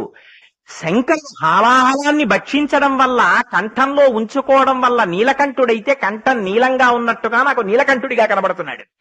హారవల్లులు కాగా ఆ మెడలో వేసిన హారాలు నాకు హారాలు కనపట్టలేదు, పావుల్లా కనపడుతున్నాయి. బాలకొండు శివుడు నాకు కృష్ణుడు కనపడలేదు. శివునకు వేరున్నట్లు శివుడికి నాకు అని కృష్ణుడు బోధ చేస్తున్నాడు అన్నట్టు కృష్ణుడి గురించి రాస్తే నాకు కృష్ణుడు మారేసి పోతున్నా గారు. ఇది దర్శనం అంటే. ఇలాంటి దర్శనం స్వీకరించగలిగిన భాగవతాన్ని. అందుకనే అంతటి మహానుభావుడు చేతులారంగ శివుని పూజింపడేని నొవ్వ కీర్తి నుడవలేని దయయు సత్యంబు లోనుగా తలపడేని కలుగనేటికి తల్లుల కంపు చేటు అన్నాడు. ఆ పరమశివుణ్ణి ఆరాధించని నాడు నోరు నొప్పిగా ఆ శ్రీ మహావిష్ణువు యొక్క కీర్తిని చెప్పలేని నాడు, దయ సత్యము లోపల లేని నాడు ఎందుకురా అమ్మని బాధను పుట్టడం అని పోతనగారంతటి వారు ఆ మాట రాశారంటే ఎంత శివకేశవుల మధ్య భేదం లేనటువంటి స్థితిని ఉన్నది ఒకే అనేటటువంటి సత్యాన్ని ఆవిష్కరించారో మీరు చూడండి. ఈ విషయంలో అస్తోకాప్లుతమేకమీశమనిశం అంటే ఆ దర్శనం చేసినటువంటి మహానుభావుల యొక్క స్థితి. తిక్కనగారని మనకి మహాభారతాన్ని ఆంధ్రీకరించినటువంటి మహాపురుషుడు. ఆయన సంకల్పం చేశారు. హృదయాహ్లాది చతుర్థమ్యుర్జిత కథోపేతంబు నానారసోల్లాసి విరాట పర్వమట ఉద్యోగాదులన్ కూడగా 17 తెనుంగు భాష జన సంప్రాప్యార్థముల్ పెంపునన్ అని బుధ సంతోషంబు నిండారగన్నని. నేను ఈ విరాట పర్వాన్ని హృదయాహ్లాది, ఇది చాలా సంతోషాన్ని కలిగించేటటువంటిది, దీన్ని నేను ఆంధ్రీకరించడం ప్రారంభిస్తాను ఉద్యోగ పర్వంతో పాటుగా మొదలుపెట్టి అని ఆంధ్రీకరించడం కోసమని సంకల్పం చేశారు. సంకల్పం చేస్తూ వారు చేసిన ప్రార్థనా శ్లోకం ఏమిటో తెలుసా అండి తిక్కన గారు? శ్రీయన గౌరినాబరగు చెల్వకు చిత్తము పల్లవింప భద్రాయితమూర్తి అయి విష్ణు రూపాయ నమశివాయని పల్కెడు భక్తజనంబుల వైదికధ్యాయిత కిచ్చమెచ్చు పరతత్వము కొల్చెద నిష్టసిద్ధి కిందని రాసుకున్నారు విరాట పర్వం ప్రారంభంలో. ఎంత గొప్ప పద్యం రాశారో చూడండి. శ్రీయన గౌరినాబరగు చెల్వకు చిత్తము పల్లవింప భద్రాయితమూర్తి అయి హరిహరంబు రూపము దాల్చి విష్ణు రూపాయ నమశివాయ అని పల్కెడు భక్తజనంబుల వైదికధ్యాయిత కిచ్చమెచ్చు. శ్రీయన గౌరినాబరగు, శ్రీ లక్ష్మీదేవి అంటే పార్వతీదేవి. మన దృష్టిలో ఏంటంటే లక్ష్మీదేవి అంటే విష్ణుమూర్తి యొక్క భార్య, శివుడు భార్య. మన యొక్క అజ్ఞానం ఎంతవరకు వెళ్ళిపోయిందంటే ఇవాళ మనకి భార్యలున్నట్టే ఆ భార్యని ఏమండి మీ ఆయన ఎవరండి అంటే కోటేశ్వరరావు గారు మా ఆయనండి ఆవిడ చెప్పినట్టు, లక్ష్మీదేవి అంటే విష్ణుమూర్తి యొక్క భార్య, పార్వతీదేవి అంటే పరమశివుని యొక్క భార్య. అందులో ఉండేటటువంటి తత్వ విచారణం పోయి వారు సామాన్యమైనటువంటి మనుష్యుల్లాగా భార్యలున్నట్టు, భార్యలు భర్తలన్నట్టు అసలు అది ఎందుకు చెప్పి మర్చిపోయాం.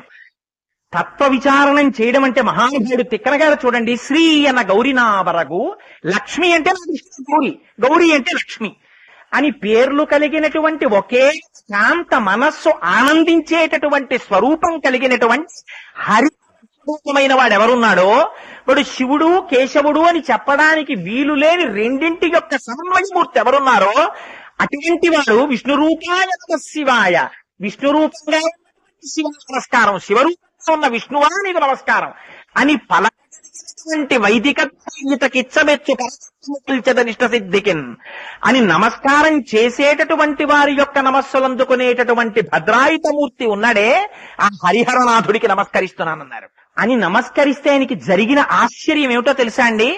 అది నిద్ర కాదు, సమాధి స్థితి. అటువంటి స్థితిలో తిక్కన గారు ఒక రోజున కూర్చుని ఉండగా మరి తండ్రి గారు దర్శనమిచ్చి స్వర్గలోకంలో నువ్వు చేసినటువంటి ఒకానొక శ్లోకానికి మెచ్చుకున్నటువంటి వాడే పరమాత్మ నాకు స్వర్గలోక ప్రాప్తినిచ్చి తన పక్కన కూర్చోపెట్టుకుని నా దగ్గర సేవలు అందుకున్నాడు.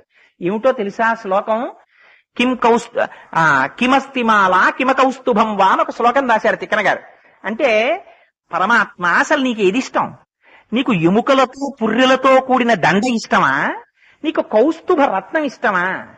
మరి ఏమిటి, ఒకసారి శివుడిగా ఉంటేనేమో పుర్రె వేసుకుంటావా, ఒకసారేమో కౌస్తుభం పెట్టుకుంటావా? ఈ రెండింటిలో నీకు అసలు ఏది ఇష్టమని అడిగారు.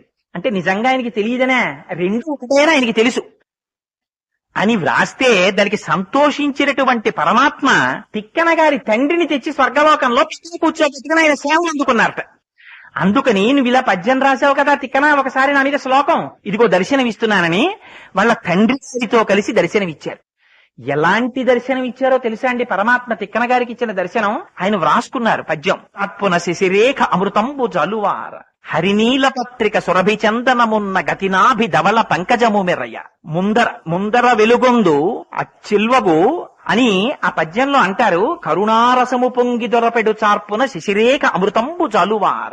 ఆయన పైన చంద్రరేఖని ధరించాడు, అందులోంచి అమృత స్రావం అవుతోంది. ఆ అమృత స్రవిస్తుంటే కరుణా పొంగి దొరపెడు చార్పున. ఒక పక్కన ఆయన నల్లని మబ్బు ఎలా ఉంటుందో అటువంటి స్వరూపంతో ఉన్నాడు.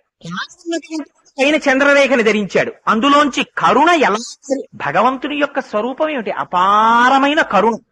అందుకని ఆ కరుణం కారిపోయినట్టుగా అమృతం స్రవిస్తోంది. కరుణారసము పొంగి దొరపెడు చార్పున శిశిరేఖ అమృతంబు జలువార అని ఆ పైగా గతినాభి ధవల పంకజము మెరయ. ఆ గరుడమణి పూసల పెట్టెలో ఉంచబడినటువంటి చందనం ఎలా ఉంటుందో అలా ఆయన నాభి నుంచి ఒక తెల్లటి తామర పువ్వు ఉద్భవించిందిట. పైన చంద్రరేఖ, ఆ నాభి స్థానంలోంచేమో తెల్లటి తామర పువ్వా?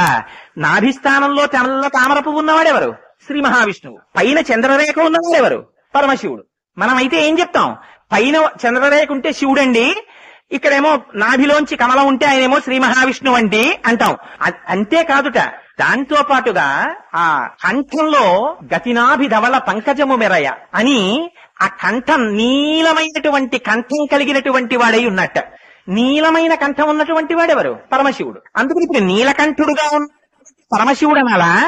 లేకపోతే ఆ ముందర వెలిగేటటువంటి రత్నం ప్రథమాగ్నేతించు భానుబింబమునాన ఉరమున కౌస్తుభ రత్నమొప్ప, ఆ సూర్యుడు ఉదయిస్తే ఎలా ఉంటుందో అలా మెరిసిపోతోందట. ఎర్రటి కౌస్తుభ రత్నాన్ని తన యొక్క రొమ్మునందు ధరించట.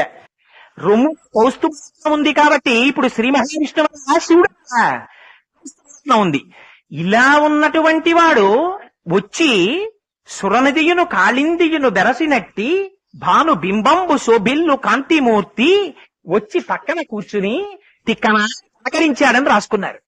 ఎంత చిత్రం చూడండి. ఆయన ఇప్పుడు మీరు శివుడు అంటారా, విష్ణువు అంటారా?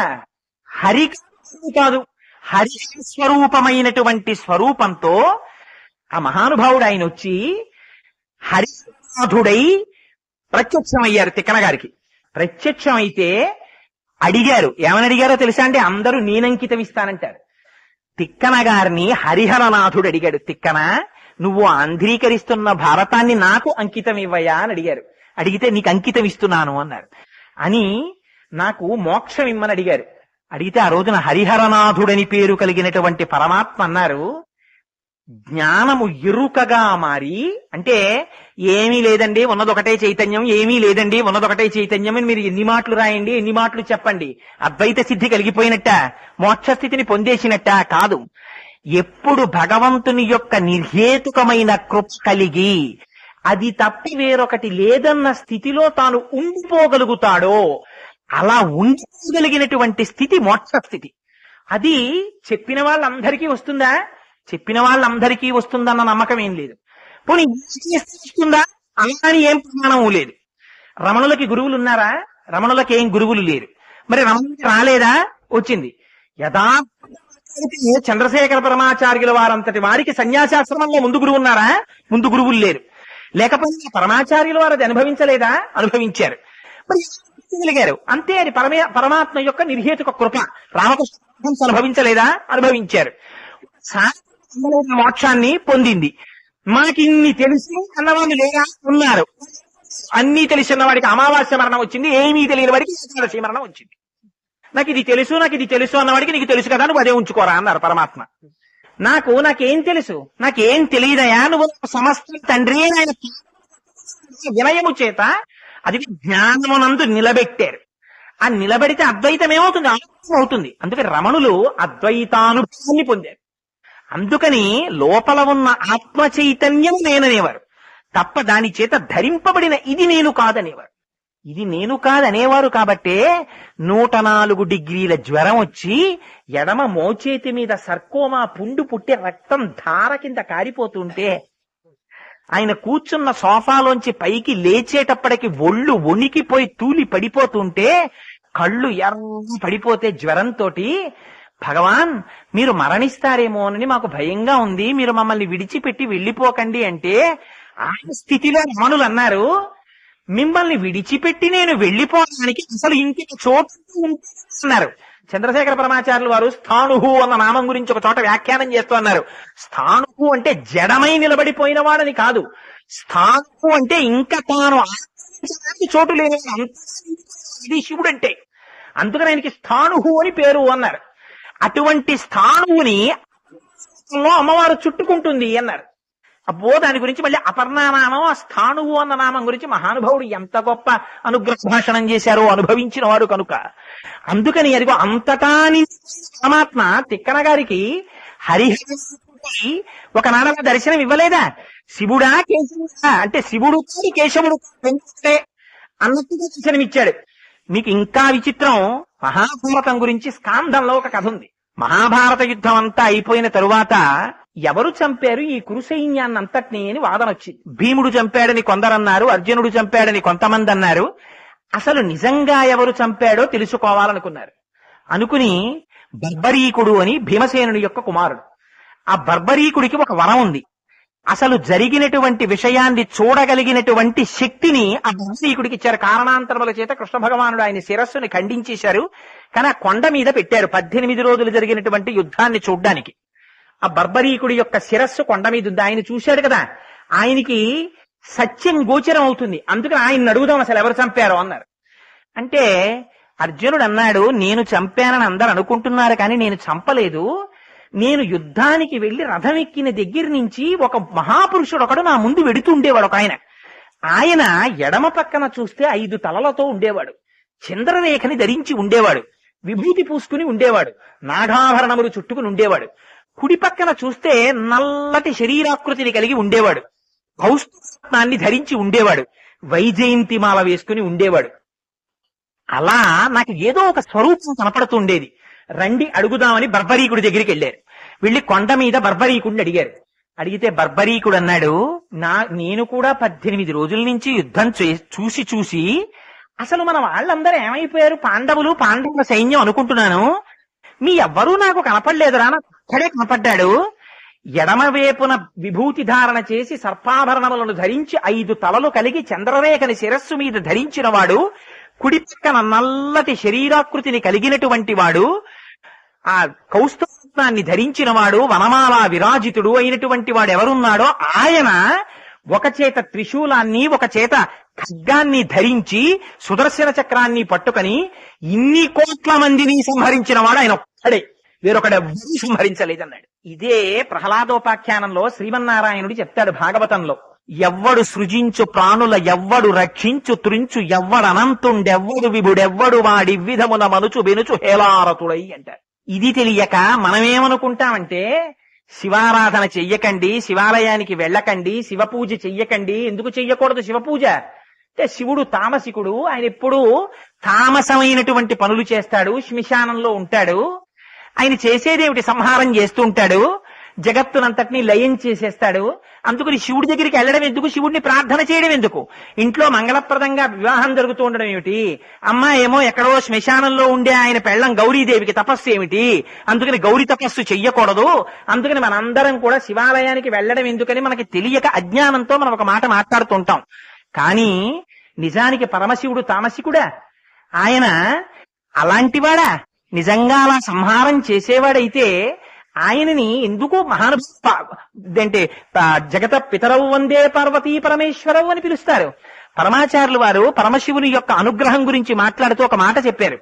శివుడు ప్రళయం చేస్తాడు, కానీ శివుడు చేసేటటువంటి ప్రళయం 3 రకాలుగా ఉంటుంది. ఏమిటో తెలుసా అండి ఆ ప్రళయం? ఒకటి నిత్య ప్రళయము అని పేరు.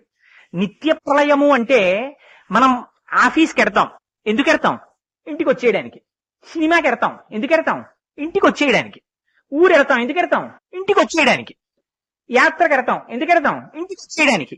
ఎక్కడికి ఎడతాం? మళ్ళీ ఇంటికి వచ్చేయడానికి. అంతేగాని వెళ్ళి ఉండిపోతానంటే ఎవడంటే అందరిని వెళ్ళి రా అంటారు, కానీ వెళ్ళిపోవని ఎవరు. మళ్ళీ ఇంటికి వచ్చేస్తాడు. అలా మీరు ఇంద్రియములు తెల్లవారి లేవగానే అంతటా తిరిగి పరిగెడతాయి, అలిసిపోతాయి. అలిసిపోయిన ఇంద్రియములన్నింటికీ మళ్లీ శక్తినివ్వడం కోసమని ఈ ఇంద్రియాలన్నీ మనస్సులోకి వెళ్ళిపోతాయి. ఈ మనస్సు ఆత్మలోకి వెళ్ళిపోతుంది. వెళ్ళిపోతే రాత్రి నిద్రాకాలిక సౌఖ్యం అనేటటువంటి సౌఖ్యమునిచ్చి తెల్లవారి లేచేటప్పటికి మళ్లీ కళ్ళు పనిచేసేటట్టు, నిద్ర లేదనుకోండి, ఒక్క రోజు రాత్రి నిద్ర లేకపోతే మీకు తెలుస్తుంది నిద్ర యొక్క కష్టం అంటే ఎలా ఉంటుందో. నిద్ర లేకపోతే కళ్ళు పడిపోతుంటాయి, కళ్ళు ఎర్రబడిపోతాయి, ఆకలి కూడా వెయ్యదు, ఏ పని మీద మనస్సు పెట్టలేరు, తలపోటు, చెవులు వినపడవు, అన్ని ఇంద్రియములు డస్సిపోతాయి. అలాంటిది పరమశివుడు చేసేటటువంటి మహోపకారం ఏమిటో తెలుసా అండి? ఆయన ఇంద్రియములన్నింటికీ రాత్రి మళ్లీ శక్తి నింపుతాడు. నింపి తెల్లవారి లేచి జాగృత అవస్థలోకి వచ్చేటప్పటికి మళ్లీ ఇంద్రియాలన్నీ పనిచేయడం మొదలెడతాయి. ఇలా రాత్రి వేళ నిద్రాకాలిక సౌఖ్యమునిచ్చి ఇంద్రియములకు శక్తినిచ్చేటటువంటి స్వరూపానికి నిత్య ప్రళయం చేసే పరమశివుడని పేరు. ఇది కాకుండా మహాప్రళయం అని ఒకటి ఉంటుంది. ఆ మహాప్రళయంలో సమస్త జగత్తు నిశ్శేషమైపోతుంది. మళ్లీ వేరొక నాడు బ్రహ్మగారు సృష్టి చేస్తారు. అలా నిశ్శేషమైపోయేటటువంటి జగత్తుని చెయ్యగలిగినటువంటి పరమశివ స్వరూపానికి మహాప్రళయం అని పేరు. ఆత్యంతిక ప్రళయం అని ఒకటి ఉంటుంది. ఆత్యంతిక ప్రళయం అంటే ఏమిటో తెలుసా అండి? మనం ఉపాధి మారుతుంది, ఈ శరీరం పోతుంది, కానీ ఎక్కడికి వెళ్ళిపోడు జీవుడు. ఇదే శరీరం ఇంకో దాంట్లోకి వెళ్ళిపోతుంది. మనమే మామిడి పళ్ళు కొనుక్కుంటాం బజారుకి వెళ్ళి, వాడు కావులోంచి గడ్డిలోంచి తీసి పరక ఇలా నొక్కి అలా నొక్కి పెద్ద పండు చిన్న పండు పైన చూసి కింద చూసి డావు లేకుండా వేరుకుంటాం. 13 పళ్ళు వేరు చేస్తాం. వాడు గడ్డిలో పెట్టి తెచ్చాడు, మీరేం చేస్తారు? ఆ మామిడి పళ్ళే. అప్పటి వరకు ఎవరివి? అంతకుముందు తోటలో ఉన్నవాడు. వాడేం చేస్తాడు? చెట్టు మించి పడిపోకుండా, చిలక కొట్టకుండా, చెట్టుకుండేటట్టుగా జాగ్రత్తగా వాడు చూసుకుంటాడు. ఆ తర్వాత చెట్టు మించి దింపేసిన తర్వాత వర్తకుడు గడ్డిలో పెట్టి తెచ్చుకున్నాడు. ఆ మామిడి పండే మీరు కొనుక్కుని ఏం చేస్తారు? సంచిలో పెడితే పండు మీద పండు, పండు మీద పెట్టు పెడితే అడుగునున్న పండు నలిగిపోతుందని స్కూటర్ బాక్స్ లో జాగ్రత్తగా విడివిడిగా సర్దుకుని ఆ పళ్ళన్నీ పట్టుకుని ఇంటికి తీసుకొస్తారు. ఆవిడేం చేస్తుంది? స్కూటర్ బాక్స్ లో వదిలేస్తారేంటి? ఆ మామిడి పళ్ళు అన్ని జాగ్రత్తగా పిల్లలందరినీ పిలిచి 4-5 పళ్ళు చొప్పున ఇస్తారు. అన్ని పట్టుకెళ్ళి ఆవిడేం చేస్తుంది? విశాలమైన పాత్రలో పెట్టి ఓ బేసిన మూతెడుతుంది, దాని మీద బాగా ముగ్గుతాయి. ఇప్పుడు ఏమైంది? ఇన్ని పాత్రలకి మారుతున్నా లోపల ఉన్నది ఏముంది? మామిడి పండే ఉంది. అలా ఉపాధులు మారిపోతాయి, జీవుడేం మారడం. జీవస్వరూపంతో ఉండి పరమాత్మ యొక్క స్వరూపం తాను గుర్తెరగనంత కాలం, గురువుల యొక్క అనుగ్రహం, భగవంతుని యొక్క అనుగ్రహం ప్రసరించనంత కాలం, ప్రహ్లాదుడు చెప్పినట్టుగా చెప్పాలంటే జీవస్వరూపంతో ఉంటాడు. నేను జీవుణ్ణి అంటూ ఉంటాడు. ఆ జీవుడు ఏం చేస్తాడు? ఉపాధి మారిపోతూ ఉంటాడు. ఇవాళ ఇందులో ఉంటాడు, రేపు కుక్కలోకి వెళ్ళిపోతాడు. కుక్కలోకి వెళ్ళిపోతే మాత్రం భయం ఉండదేంటి? దీన్ని కర్రెట్టి కొట్టేశారు అనుకోండి, మీరు ఏం చేస్తారు? అమ్మో ఇదేంటి కొడుతున్నారు. కుక్కనైతే కర్రెట్టి కొడితే పారిపోతుంది. నేను మారుతూ ఉంటుంది అంతే. లోపల ఉన్న ఉంటాడు, దానికి బంధుత్వాలు ఉంటాయి, దానికి నిద్ర ఉంటుంది, దానికి ఆకలి ఉంటుంది, దానికి మృత్యు ఉంటుంది, దానికి జననం ఉంటుంది. అలాగే ఉంటుంటుంది. ఉపాధులు మారి వెళ్ళిపోతుంటాయి. పాశముల చేత బంధింపబడి ఉంటాడు. అందుకని పశువు అని పేరు. మామూలుగా ఉన్న పశువులైతే మనకి తెలుస్తాయి, పాశం వేసి కడతాం. పరమశివుడు చేసేటటువంటి ఏమిటో తెలుసా అండి? ఆయన ఇచ్చే మహోత్కారం, భగవంతుని యొక్క పాదములు పట్టి ఆరాధన చేస్తే శివానుగ్రహం కలిగితే ఆ పాశాన్ని తీసేస్తాడు. మనకి కూడా ఉంటాయి పాశాలు, కానీ ఆ పాశములు పైకి దొరకవు. అందుకే పశుమాం సర్వజ్ఞ ప్రథిత కృపయా పలయ విభో అంటారు శంకరాచార్యుల వారు. మీరు మరోలా అనుకోకండి, మనందరం కూడా పశువులమే. ఎందుకని? మనకి అనేక పాశములు వేసి కట్టేశారు మనని. ఆ పాశముల చేత బంధింపబడ్డాం. ఈ పాశములను తీసేస్తే లోపల ఉన్న స్వరూపం ఏమిటో తెలుస్తుంది. ఈ లోపల ఉన్న స్వరూపాన్ని చెప్పి దాని యందు నిలబెట్టగలిగిన వాడు ఎవరో తెలుసా అండి? ఆనాడు మోక్షస్థితి అది ఈయగలిగినటువంటి వాడు శంకరుడు మాత్రమే. శంకరుడు అంటే మళ్ళీ నేను విష్ణువు కారన్నానని అనుకోకండి. శంకరుడే విష్ణువు, విష్ణువే శంకరుడు. ఉన్నది ఒకటే గ్రంథం, ఒకటే పరమాత్మతత్వం, ఒకటే నారాయణుడు, ఒకటే శివుడు. అందుకని విభూతి పెట్టుకుంటారు, చేతిలో సత్యదండం పట్టుకుంటారు, మాట్లాడితే నారాయణ నారాయణ నారాయణ నారాయణ అంటుంటారు. ఏమిటది? అదేమిటండి? పెట్టుకునేది విభూతే, చేసేది చంద్రమౌళీశ్వరారాధన, సాయంకాలం శివాభిషేకమా, నోరు విప్పితే నారాయణ నారాయణ నారాయణ. ఏమిటిది? అది అంతా ఉన్నది ఒక వస్తువే అని తెలుసుకోవడం, అదే ఆత్మతత్వం. ఇది అస్తోకాప్లుతమేకమీశమనిషం. ఈ స్థితి నీకు కలిగితే ఇది రుద్రాభిషేకం అంటే. ఉన్నది ఒక్కటే పదార్థము అని ఎరుక్కలుగుట, అది కలగనంత అవుతుంది.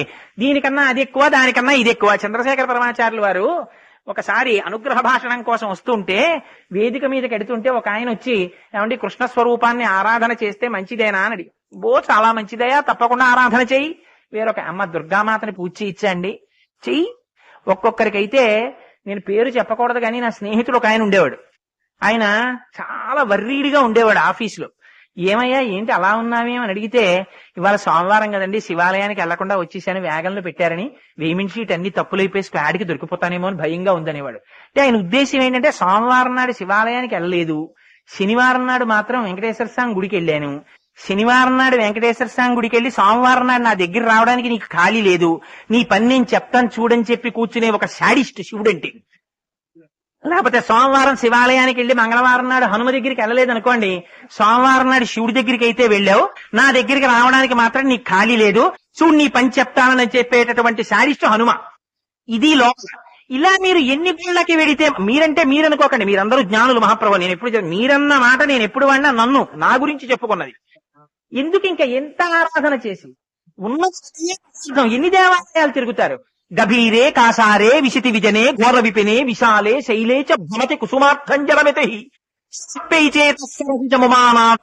సుఖేనా వస్తాతుం జనహ్య నజానాతికి మహో అంటారు శంకరాచార్యుల వారు శివానందలో. నువ్వు ఎప్పుడు నువ్వు ఎట్లో దిగిపోతావు, కొండలెక్కేస్తావు, అక్కడికి వెళ్ళిపోతావు, ఇక్కడికి వెళ్ళిపోతావు, పత్రి తెచ్చేస్తావు, పువ్వులు తెచ్చేస్తావు. అయ్యయ్యో ఇవన్నీ అడిగా నీ మనస్సుని పుష్పాన్ని ప్రీతి చెందుతావు. అందరికీ ఆవిడకి ఇచ్చేశానండి మనస్సు, ఆవిడ మాత్రం నా మనస్సు పుచ్చుకోవట్లేదంటావు, ఎండు చెట్టు కింద చాలుగా లేసుకు మొదలెడతావు పాటలు, ఇవన్నీ ఇచ్చేస్తావు.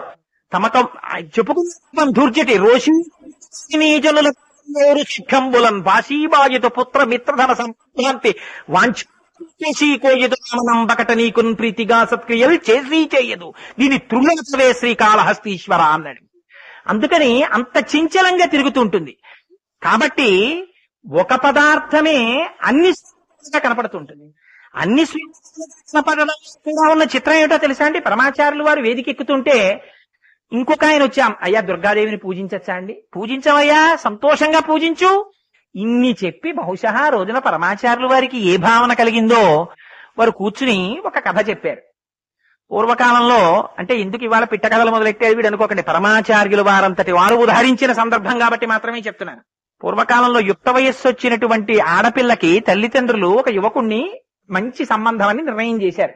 నీకు ఫలానా అబ్బాయిని ఇచ్చి వివాహం చేస్తున్నావు అమ్మా, అబ్బాయి పేరు ఇది, వాడు ఇది చదువుకున్నాడు, ఈ వ్యాపారం చేస్తున్నాడు, ఇంత సంపాదిస్తాడని చెప్పారు. చెప్తే ఆ అమ్మాయింది కొంచెం స్వతంత్ర ప్రవృత్తి. మీరు నిర్ణయించడం ఏమిటి? బహుశా ఈ రోజుల్లో పుట్టవలసిన అమ్మాయి టీవీలు చూసి మీరు నిర్ణయించడం ఏమిటి? మేం నిర్ణయించుకుంటాం కావలసిన భర్తని, అందుకని నాకు యోగ్యుడైన వాడిని నేనే నిర్ణయించుకుంటానని ఎక్కడ దొరుకుతాడు? రోడ్డు మీద దొరుకుతాడు. అందరూ రోడ్డు మీదకి బయలుదేరితే రాజుగారు వస్తున్నారు ఏనుగు మీద ఎక్కి. అందరూ పక్కన నిలబడి నమస్కారాలు చేస్తున్నారు. ఓహో, యోగ్యుడంటే ఈయన, సమస్త జగత్తు ఈయనకి నమస్కారం చేస్తోంది, అందుకని నేను ఈయన్ని వివాహం చేసుకుంటాననుకుంది. అనుకుని ఆ రాజుగారి ఏనుగు వెనకాతల పడ్డం మొదలెట్టింది. కొంత దూరం వెళ్లిన తర్వాత రాజుగారికి సన్యాసి ఎదురొచ్చాడు. ఎదురొస్తే రాజుగారు సన్యాసిని చూశారు. ఎంత గొప్పవాడైనా సన్యాసిని చూస్తే గభాలను నమస్కరించడం ఈ జాతి సాంప్రదాయం. ఎందుకంటే కాషాయం కట్టుకున్నాడు అంటే వాడు సర్వమును పరిత్యజించాడని నమ్ముతారు కనుక. అందుకని రాజుగారంతటి వారు ఏనుగు మించి దిగి నమస్కారం చేశారు. ఈ పిల్ల అనుకుంది, రాజుగారి కన్నా ఈ సన్యాసే గొప్పవాడు, రాజు కూడా నమస్కారం పెట్టాడు, ఈయన్ని పెళ్లి చేసుకుంటానని అని సన్యాసి వెంటబడింది. ఆ సన్యాసి ఇదేమిటి పిల్ల నా వెంటబడింది అనుకున్నాడు. ఏమో ఏ ఉపదేశమో అడుగుతుందో ఏమిటో అనుకున్నాడు. బగబగా బయలుదేరి వెళ్ళిపోతున్నాడు. పాప ఆయనకి ఏమిటో చోట ఉంటాడా ఏమన్నానా? సన్యాసి ఓ చోట నిలబడకూడదు, నీళ్లు ఓ చోట నిలబడకూడదు, దుర్వాసన వస్తాయి, రెండు ఓ చోట ఉంటాయి. అందుకని వాళ్ళు సంచారం చేస్తారు. అందుకని ఆయన వెళ్ళిపోతూ ఊరు చివర చెట్టు కింద గణపతి విగ్రహం ఒకటి కనపడింది. ఆయన గణపతి విగ్రహం దగ్గర కూర్చుని నమస్కారం చేశాడు. చేస్తే ఈవిడ చూసి, ఓహో ఈ సన్యాసి కూడా నమస్కారం చేశాడంటే ఈ గణపతి గొప్పవాడు, ఈయన్ని పెళ్లి చేసుకుంటానని గణపతి గుడి ముందు కూర్చుంది గణపతికి నమస్కారం చేస్తూ. కుక్కకేం తెలుసు గణపతి గౌరవం? ఒక కుక్క అటుగా వెళ్ళిపోతూ చెట్టు కింద, దానికి ఏం పెద్ద ఆచ్ఛాదన గాని దేవాలయం గాని ఏమి లేవు, ఎవరో పెట్టారు ఒక గణపతి విగ్రహాన్ని. వెళ్ళిపోతూ ఆ కుక్కకి సహజంగా ఉన్నటువంటి అలవాటు కొద్దీ కాలెత్తి అది చెయ్యవలసిన పని చేసి అది వెళ్ళిపోయింది. వెళ్ళిపోతే ఆవిడ చూసి, ఓహో గణపతి మీద మూత్ర విసర్జన చెయ్యగలిగిందంటే ఈ కుక్క గొప్పది, ఈ కుక్కని వివాహం చేసుకుంటాననుకుంది. అనుకుని కుక్క వెంటబడింది. కుక్క వెంట పెడితే ఆ కుక్క అంటే ఈవిడెడుతోంది. కొంత దూరం వెళ్ళిన తర్వాత ఆ కుక్కని పరిగెత్తింది. ఆ ఆర్చి దానికి ఏం బాధ కలిగిందో, ఏ ఆయాసం వచ్చిందో నిలబడింది. ఓ పిల్లాడు అలా నిలబడ్డాడు. నిలబడి పిల్లలకేముంది, వాళ్ళకి ఎప్పుడు చెంచల దృష్టే కదా, వాడు రాయి తీసి కుక్కని కొట్టాడు. కొడితే కుక్క మొయ్యలో నడిచి పరిగెత్తుకుపోయింది. ఇంత గొప్ప కుక్కని కూడా కొట్టాడంటే పిల్లవాడే యోగ్యుడు, వీడిని వివాహం అనుకుని ఆ పిల్లాన్ని పట్టుకుంటే ఇంతలో గబగబా ఒక యువకుడు పరిగెత్తుకొచ్చి, ఏమిరా నోరు లేని కుక్కని నీకు చెయ్యుందని అక్కడ రాయిందని రాయి పెట్టి కొడతావా? తప్పు కదూ, ఇంకెప్పుడు అలా కుక్కల్ని వాటిని కొట్టకు, అది చాలా పొరపాటని చెప్పి చెవి మిలివేశాడు. ఆ పిల్లవాడు ఏడుచుకుంటూ పోయాడు. ఓహో ఈ పిల్లవాడిని కూడా చెవి మిలిపెట్టాడంటే ఈ యువకుడే గొప్పవాడు అని వాడి కాళ్ళు పట్టుకుంది వివాహం చేసుకోమని. దానికేముంది, నువ్వు యుక్త వయస్సులో ఉన్నావు, తప్పకుండా నిన్ను వివాహం చేసుకుంటానన్నాడు. తీసుకెళ్లి వాళ్ళ అమ్మా నాన్నకి పరిచయం చేద్దామని వెళ్ళింది. ఓసి నీ మొహం ఇట్సా, మేము చూసిన పెళ్లి కొడుకు వీడేనే అన్నారు తల్లిదండ్రులు. అలా ఏమిటి చేసింది ఇంత ప్రయత్నం చేసి? అదే ముందే తల్లిదండ్రులు చెప్పిన మాట వినుంటే వరుడు దొరికేవాడు సంతోషంగా అయిపోను కదా. పరమాచార్యులు వారు ఈ కథ చెప్పి ఒకటి చెప్పారు. కొంతమందికి ఇలా స్వతంత్ర ప్రవృత్తితో ఒక నమ్మకం, వీడికన్నా వాడు గొప్పవాడా, వాడికన్నా వీడు గొప్పవాడా, ఏమంటే వాడి ధనస్సు వీడి విరిచేశాడా, వీడి ధనస్సుని వాడు హుమ్ అన్నాడా, లేకపోతే వీడికి వాడు దొరుకుతాడా, వాడు వీడికి దొరుకుతాడా, వీడు ఏం చేస్తాడు, వాడు ఏం చేస్తాడు, నువ్వా నేనా, కర్మబద్ధంగా ఎప్పుడు పనులు చేసుకుంటూ కూర్చోడానికి. అది కాదు శంకరుడంటే. శంకరుడంటే నిజంగా ప్రళయం చేసేవాడు, ఆ జ్ఞానాన్ని ఇచ్చేవాడు, పాశములు తీసేసి. అందుకని ఆత్యంతిక ప్రళయం చేస్తాడు ఆయన. మోక్షస్థితిని ఇవ్వటువంటి శంకరుడు సామాన్యమైనటువంటి కోరికను తీర్చలేడు, ఏది తీర్చగలడు. అలాగే శ్రీమన్నారాయణుడు ఏదైనా అస్తోప్లుతమే కమీశమనిశం, అందుకని ఉన్నదొక్కటే స్వరూపం. ఇది గుర్తించడమే రుద్రాభిషేకం చెయ్యడం. ఇది శివుడికి అభిషేకం చేయడం అంటే చాలా మంది తెలిసి తెలియని వాళ్ళు ఒక మాట చెప్తుంటారు. ఎందుకండి పట్టుకెళ్లి పాలు, పెరుగు, తేనె, పంచదార ఇవన్నీ పట్టుకెళ్లి ఆయన నెత్తి మీద పోసేసి అవన్నీ ఆ తుమ్ములోంచి అలా బయటకు వెళ్ళిపోతుంటాయి, ఏ పదార్థాలు పాడు చేసేయడం తప్ప వీళ్ళకి బుద్ధి లేదండి, ఏమిటా అభిషేకాలు, ఇలాగే పాడు చేస్తారు పదార్థాలని. మీకు గుర్తుందో లేదో కానీ ఒక 6 సంవత్సరాల క్రితం శ్రీశైల ప్రబోధిని అన్న పత్రికలో శ్రీశైల దేవస్థానం వాళ్ళు ప్రచురిస్తారు. అందులో ఒక డాక్టర్ గారిదే ఒక అనుభవం రాశారు. అంటే సందర్భం వచ్చింది కాబట్టి నేను ఇవాళ మీకు దాన్ని విజ్ఞాపన చేస్తున్నాను. ఆయన దగ్గరికి ఒక పేషెంట్ వచ్చింది. ఆ అమ్మాయికి నోటి నిండా పుళ్ళు పడిపోయి, నోట్లోకి ఏమీ తినడానికి కూడా కుదరలేదు. ఇంకా ఆ పిల్ల ఆ కారణం రీత్యా ఆ పుళ్ళు తగ్గలేదు, నోరు మంటలు, వేడి. ఇంకా ఆ పిల్ల ఆ కారణం చేత బ్రతకదు, ఎన్నాళ్ళు సిలైన్లు పెడతారని అనుకున్నారు. ఎవరో పెద్దలు చెప్పారు, ఏదో ఫలానా లోహంతో చేయబడినటువంటి శివలింగానికి పంచామృతములతో అభిషేకం చేసిన పదార్థాన్ని 45 రోజులు నువ్వు తీర్థంగా పుచ్చుకుంటే నీకు తగ్గుతుందని. ఎప్పుడు మనకి నమ్మకం వస్తుందంటే పిల్ల దగ్గర నమ్మకం పోయాక వస్తుంది. అందుకని ఆ పిల్ల తీర్థం పుచ్చుకోవడం మొదలెట్టింది. మంచో చెడో భగవానుడు తిప్పాడు మొత్తం మీద. చిత్రం ఏమిటంటే ఆ అమ్మాయికి క్రమంగా తగ్గిపోయి 45వ రోజుకి నోరు మామూలుగా అయిపోయిన తర్వాత ఈ కేసు డాక్టర్ గారికి తెలిసి డాక్టర్ గారు ఆ పిల్లని పిలిపించుకుని నోరు చూపించమన్నారు. ఏం మందులు వాడావన్నారు. నేను ఏ మందు వాడలేదు అంది. మరి ఏం చేశావన్నారు. అంటే అప్పుడు ఆ పిల్ల చెప్పింది, నేను శ్రీశైల ప్రబోధినిలో చదివింది, నాకు జ్ఞాపకం ఖచ్చితంగా ఉండుంటే, ఇనుముతో చేయబడినటువంటి శివలింగం మీద అభిషేకం చేయబడిన పంచామృతాల తీర్థాన్ని పుచ్చుకున్నాను అంది. అయితే అలా జరుగుతుందా అని దాని మీద సైంటిఫిక్ గా ఎంతవరకు నిలబడుతుందో చూడాలని ఆ స్వరంతో అభిషేక మంత్రములు జరుగుతుండగా పంచామృతాలతో అభిషేకం చేస్తే దాని మీద కెమికల్ రియాక్షన్స్ ఏమొస్తాయి అని ల్యాబొరేటరీలో చూశారు. చూస్తే ఎటువంటి ఔషధములు ప్రపంచంలో ఉన్నాయని మనం నమ్ముతున్నామో అంతకన్నా ఇనుముతో చేయబడినటువంటి శివలింగం మీద పడినటువంటి ఆ అభిషేక ద్రవ్యములలో వచ్చేటటువంటి రసాయనిక ప్రతిచర్య నోటిలో వచ్చినటువంటి భయంకరమైన పుండ్లకి గొప్ప విరుగుడు అని నమ్మకం కలిగింది ఆ కెమికల్ ఫార్ములా. ఆశ్చర్యపోయి డాక్టర్ గారు శ్రీశైల ప్రబోధినిలో దాని గురించి 3-4 సార్లు వరుసగా ఆయన ఆర్టికల్స్ ఇచ్చారు. దీని మీద రుద్రకామ్యార్చన అని పరమశివుడికి ఎందుకు అభిషేకం చేస్తారు అని దాని గురించి ఒక పెద్ద విశేషమైన వ్యాఖ్య జయేంద్ర సరస్వతి స్వామి కూడా ఒక చోట చేశారు. అందులో పంచామృతాలని మనం అంటూ ఉంటాం. అసలు అమృతం ఒకటే కదా, ఆ అమృతం మనం ఎప్పుడు చూడడం లేదు తాగడం లేదు అనుకోండి, గొడవ వదిలిపోయింది. కానీ ఇవి మాత్రం మనకి తెలుసు. పంచామృతాలు తెచ్చారా అభిషేకానికి అంటారు. ఏమిటి పంచామృతాలు? ఆవు పాలు, ఆవు పెరుగు, ఆవు నెయ్యి, తేనె, పంచదార, ఈ 5 పంచామృతాలు అంటారు. ఈ 5ంటితో శివుడికి అభిషేకం చేస్తారు. ఏమిటి అభిషేకం? పాలు తీసుకెళ్లి పోస్తారు. మీరు రోజు చూస్తారు కదా, అర్చక స్వామి చక్కగా అక్కడ కూర్చుని ఆ మంత్రాలు చదువుతూ ఉంటారు. నమ సోమాయ చ రుద్రాయ చ నమ స్తామ్రాయ చ అరుణాయ చ నమ శంగాయ చ పశుపతయే చ నమ ఉగ్రాయ చ భీమాయ చ నమో వగ్రేవధాయ చ దూరేవధాయ చ నమో హంత్రే చ హనీయసే చ అని ఆ మంత్రాలు చదువుతూ అభిషేకం చేస్తుంటారు. సన్నటి ధార కింద పోస్తుంటారు. దాని గురించి చంద్రశేఖర పరమాచార్య వ్యాఖ్యానం చేశారు. అభిషేకం అంటే పదార్థం తర్వాత పదార్థం పోసేయకూడదు, అది అపచారం అని. ఎందుకు అభిషేకం చెయ్యాలో, అభిషేకం చేసేటప్పుడు ఎలా చెయ్యాలో, పంచామృతాల్లో కూడా దేని తర్వాత దేన్ని వాడాలో మహానుభావుడు బ్రహ్మాండమైనటువంటి ప్రసంగం తమిళంలో చేస్తే, భవన్స్ వాళ్ళు ఈ జాతికి చేసిన మహోపకారాల్లో ఒకటి ఏమిటంటే దాన్ని వెంటనే పెద్ద ఆంగ్ల పండితుడిని ఒక ఆయన్ని కూర్చోపెట్టి దాన్ని తీసుకుని ఇంగ్లీష్ లోకి ట్రాన్స్లేట్ చేసి దాన్ని ఆర్టికల్స్ కింద పబ్లిష్ చేశారు.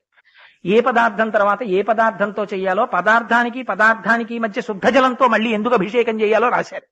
రాస్తే అందులో మొట్టమొదటిది పాలు. పాలతో దేనికి అభిషేకం చేస్తారు అని పెద్దలు కొన్ని ఉపన్యాసాల్లోనూ కొన్ని వ్యాఖ్యానాల్లో చేసిన మాట మాత్రమే నేను చెప్తున్నాను. మహాప్రభు, నా సొంతమేం కాదది. ఆ పాలు, పెరుగు, నెయ్యి, తేనె, పంచదార, ఈ 5 మీరు తెలిసి చెయ్యండి, తెలియక చెయ్యండి. ఆయన సర్వలోకములకు రక్షణ భారం వహించినవాడు. ఆ పరమశివుడికి అభిషేకం జరిగితే పాలతో అభిషేకం చేస్తే మీరు నోరు తెరిచి ఏది అడగక్కర్లేదు, గుర్తుపెట్టుకోండి. దీనికి ఆంతరం ఏమిటో మళ్ళీ తర్వాత చెప్తాను. ఆ పదార్థానికి వారు వ్యాఖ్యానంలో చేసింది, పాలతో అభిషేకము చేయడము చేత సర్వసౌఖ్యములు కలుగుతాయన్నారు. ఇది అది అని నువ్వు నోరు విప్పి అడగక్కర్లేదు, అలా సర్వసౌఖ్యములను ఇస్తుంది. రుద్రకామ్యార్చన ఫలితం చెప్తున్నాను. 2 పెరుగు. పెరుగుతో చేసినట్టయితే ఆరోగ్యం కలుగుతుంది. 3 ఆవు నెయ్యి. ఆవు నీతితో కాని అభిషేకం చేసినట్టయితే అటువంటి వారికి ఐశ్వర్య ప్రాప్తి కలుగుతుందని. తేనెతో చేస్తే తేజస్సు కలుగుతుందని. పంచదారతో చేస్తే ఎప్పుడు ఏదో దుఃఖం వెంట తరువుకొస్తూ ఉంటుంది కొంతమందిని. ఆ దుఃఖానికి ఇంకా ఉపశాంతి ఉండదు, అలా బాధపడుతుంటారు. ఏమిటోనండి అసలు మా కష్టాలు తీరట్లేదు అంటూ ఉంటారు. మళ్ళీ ఆ పంచదారతో అభిషేకం గురించి కూడా, అసలు ఆ అభిషేకం ఇలా తీసి ఉద్ధరణిలతో వేయచ్చా వేయకూడదా, దాని గురించి కూడా అబ్బో ఎంత గొప్పగా మాట్లాడారో పెద్దలు. వారి అనుభవం, వారు చేసినటువంటి విధానం, దాన్ని బట్టి అలా చెప్పుంటారు వారు. ఆ పంచదార కూడా ఎంతవరకు మెత్త చేసి వెయ్యాలి అనేటటువంటి దాని గురించి కూడా చాలా అందమైన మాటలు రాశారు. వారు పెద్దలు అనుభవించినవి అని నమ్మి చెప్తున్నాను అంతే నేను. అందుకని ఆ మెత్తటి పంచదారతో అభిషేకం చేస్తే దుఃఖ నివృత్తి. ఎటువంటి దుఃఖం కూడా పరమాత్మ అనుగ్రహం కలిగిందా తీసేస్తారని. ఇవి 5 మీకు బాహ్యమునందొచ్చేటటువంటి ఫలితాలు. ఆంతరమునందు వీటికి అమృతములని పేరు ఎందుకని అన్నారా తెలుసా అండి? పాలు సమీకృత ఆహారం. పిల్లలకి ఆవకాయ అన్నం పెడతామా? లేకపోతే ఏం పెడతాం? పిల్లలకి ఏం పెట్టాం? మార్నింగ్ ప్లేట్ ఇడ్లీ తింటాం, బార్లీ తాగడం, మధ్యాహ్నం ఏదో 6 పదార్థాలు, 2 పప్పులు, 2 కూరలు, 2 పచ్చళ్ళు, పులిహార, చక్కెర పొంగలి, పాయసము, దధ్యోజనం, లేకపోతే ఆవకాయి, మాగాయి, ఊరగాయి, ఆ ఆవకాయి, ఈ ఆవకాయి, మజ్జిగ, పెరుగు, ఇన్ని వాళ్ళేం తాగరు. 30 మాటలు మధ్యలో కాఫీ, 80 మాటలు టీ, ఇవేం ఉండవు కదా. అందుకని పిల్లలకి వీటన్నింటి బదులు ఏమిస్తారు? సమీకృతాహారం, పాలు పడతారు. ఆవు పాల చేత అభిషేకము చేయబడినటువంటి పరమాత్మ యొక్క అనుగ్రహంగా మనిషికి కలిగేటటువంటిది జ్ఞాన సమృద్ధి కలుగుతుంది. ఆ జ్ఞానము కలిగిందా? ఏమిటొస్తుంది జ్ఞానము చేత? జ్ఞానం అంటే డిగ్రీలు, క్వాలిఫికేషన్లు కావు. చదివించిరి ననుగురువులు చదివితి ధర్మార్థముఖ్య శాస్త్రంబులునే చదివినవి పెక్కుగలవు చదువులలో మర్మమెల్ల చదివితి తండ్రి అంటాడు ప్రహ్లాదుడు. పరమాత్మ యొక్క స్వరూపం అర్థం అవడం, ఇక్కడే స్వామి ఉన్నాడు, అంతటా ఉన్నాడనేటటువంటి ఎరుక కలగడం, ఇది పాల యొక్క అభిషేకం చేత ఫలితం. రెండవది పెరుగు. పెరుగు చేత అభిషేకం చేస్తే వచ్చేటటువంటి ఫలితం ఏమిటో తెలుసా అండి? పెరుగు తోడుకున్నట్టుగానే మనకి కూడా కర్మ చేస్తాం. కర్మ జడం, లేదా కర్మ అప్పటికప్పుడు అంతరించిపోతుంది. ఓ పని చేస్తాం, ఆ పని అయిపోతుంది. ఏదో కాఫీ తాగుతాను, కాఫీ తాగితే ఇంకా 365 రోజులు అలా కాఫీ కప్ పట్టుకునే ఉంటానా? అలా ఏం ఉండదు. ఆ కాఫీ తాగడం అంటే అయిపోతుంది. అది కాసేపటికి ఇడ్లీ తింటాను, అయిపోతుంది. ఇడ్లీ అయిపోతుంది, కాఫీ అయిపోతుంది. కానీ కాఫీ తాగడము చేత కలిగినటువంటి తృప్తి అనేటటువంటి అనుభవాన్ని లోపల దాచుకుంటుంది మనస్సు. ఈ దాచుకోవడాన్ని లోపల గమ్మత్తుగా లోపల రికార్డ్ చేస్తుంది. ఈ రికార్డ్ చేసేయడాన్ని వాసనలు ఉండడము అంటారు. ఇది మళ్ళీ ఎప్పుడో బయట పెడుతుంది. ఆ కాఫీ తాగితే దిక్కుమాలిన కాఫీ ఎంత హాయిగా ఉంటుందిరా పొద్దున్నే అనిపిస్తుంది. అలా అనిపించిందా, ఇంకా ఏమిటో ఒళ్ళంతా భారంగా ఉన్నట్టు, ఎక్కడికి వెళ్ళలేనట్టు, ఏ పని చేయలేనట్టు, ఒక్క కప్పు కాఫీ తాగేస్తే అండి నాకు పొద్దున్నే ఎంత ఉత్సాహం వచ్చి, అదేం లేదు నిజంగా. నీకు ఇక్కడ అలవాటు అయిపోయింది కదా వాసన. ఈ వాసనని తీసేసి, ఈ తోడుకున్న వాసనల్ని తీసి, వాణ్ణి విడిచిపెట్టి ఉండలేని వాసనల వైపుకి తిప్పుతాట. అంటే అయ్యో తెల్లారిపోతోంది, సంధ్యావందనం చేసుకుందాం, అయ్యో తెల్లారిపోతోంది, లేచి కాసేపు అభిషేకం చేసుకుందాం, అయ్యో ఒక్కసారి స్వామికి దర్శనం చేద్దాం, అయ్యో కాసేపు గజేంద్ర మోక్షం పారాయణ చేసుకుందాం, ఇలా మంచి వాటి వైపుకి తిప్పి మంచి మంచి అనుభూతుల్ని ఉంచితే సంస్కృతుంది అన్నారు వ్యాఖ్యానంలో. ఎందుకని? లోపల వాసనలు ఎన్ని రకాలైనవి పేరుకుంటే అలాంటి స్వభావం వచ్చేస్తుంది. స్వభావ మార్పుకి పెరుగుతో కూడిన అభిషేకం దారినిస్తుంది. మూడవది నెయ్యి. ఈ నెయ్యి అహంకారం. అహంకారం అంటే ఎప్పుడు నేను నేను నేనంటాడు. ఈ నేను దిక్కుమాలిన నేనుందే, దీని అసాధ్యం కులా కొంప తీసేసేది అదే అసలు ప్రపంచంలో. నేను చాలా మాటలు చెప్తుంటాను. ఈ నేను గురించి ఒక్కసారి వెనక్కి పరికించి చూడండి. ఈ నేనన్నప్పుడల్లా ఇలా చూపిస్తాం. ఇలా చూపించిన నేను ఎక్కడి నుంచి వచ్చిందో వెనక్కి వెళ్ళండి. ఈ శరీరం ఒకానొక నాడు ఇంత తొండపిల్లంత శరీరం. ఈ తొండపిల్లంత శరీరం ఎక్కడి నుంచి వచ్చింది? ఒకనాడు ఎప్పుడో తండ్రి వీర్యాన్ని తల్లి యొక్క యోని యందు ప్రవేశపెట్టాడు. ఆ తల్లి లోపలికి తీసుకుని ఆ శుక్లమును శోణితముతో కలిపింది. తండ్రి వీర్యాన్ని ఇచ్చాడు కాబట్టి తండ్రిదా? అమ్మ శోణితంతో కలిసి అమ్మ గర్భంలో 9 నెలలు 9 నెలలు అక్కడ ఆవాసం ఉంది కాబట్టి అమ్మదా? బయటికి వచ్చిన తరువాత పశువులిచ్చిన పాలు తాగి ప్రకృతిలోంచి వచ్చిన అన్నం తిని పెరిగింది. అన్నవికారమైన ఈ శరీరం ఈ బయట పంచభూతములలోంచి వచ్చినటువంటి పదార్థములతో పోషింపబడింది కాబట్టి పంచభూతాలదా? లేకపోతే దీనికి కొంతమంది మేధస్సు పెంచడానికి పాఠాలు నేర్పారు. ఆ పాఠాలు నేర్పితే వచ్చినటువంటి 4 ముక్కలు తీసుకెళ్లి ఎవడికో తాకట్టు పెట్టి, వాడు నా కొలువులో పశువు కట్టబడినట్టుగా ఉదయం 10 నుంచి సాయంకాలం 5:30 వరకు నువ్వు పనున్నా లేకపోయినా కుర్చీలో అలా కూర్చో, కాలం ఎంత విలువైందైనా నాకు అవసరం, ఇలా కూర్చో నువ్వంతే అంటే, అలా కూర్చున్నందుకు వాడు నెలకి ఒక 10,000 12,000 బత్తెం ఇస్తే, ఆ బత్తెం పుచ్చుకుని శరీరాన్ని పోషించుకున్నావు కాబట్టి ఆ బత్తెం ఇచ్చిన వాడిదా? లేకపోతే ఒకనాడు నువ్వు ఈ శరీరం కదలిక లేక మంచంలో పడిపోతే, ఊపిరి వెళ్ళిపోతే, దీన్ని సంస్కారం చేయడం కోసం కొత్త కర్రలు, కొత్త చాప, కొత్త తాడు తెచ్చి దాని మీద పారేసి కట్టి తీసుకెళ్లి శ్మశానంలో పారేసిన కొడుకుదా?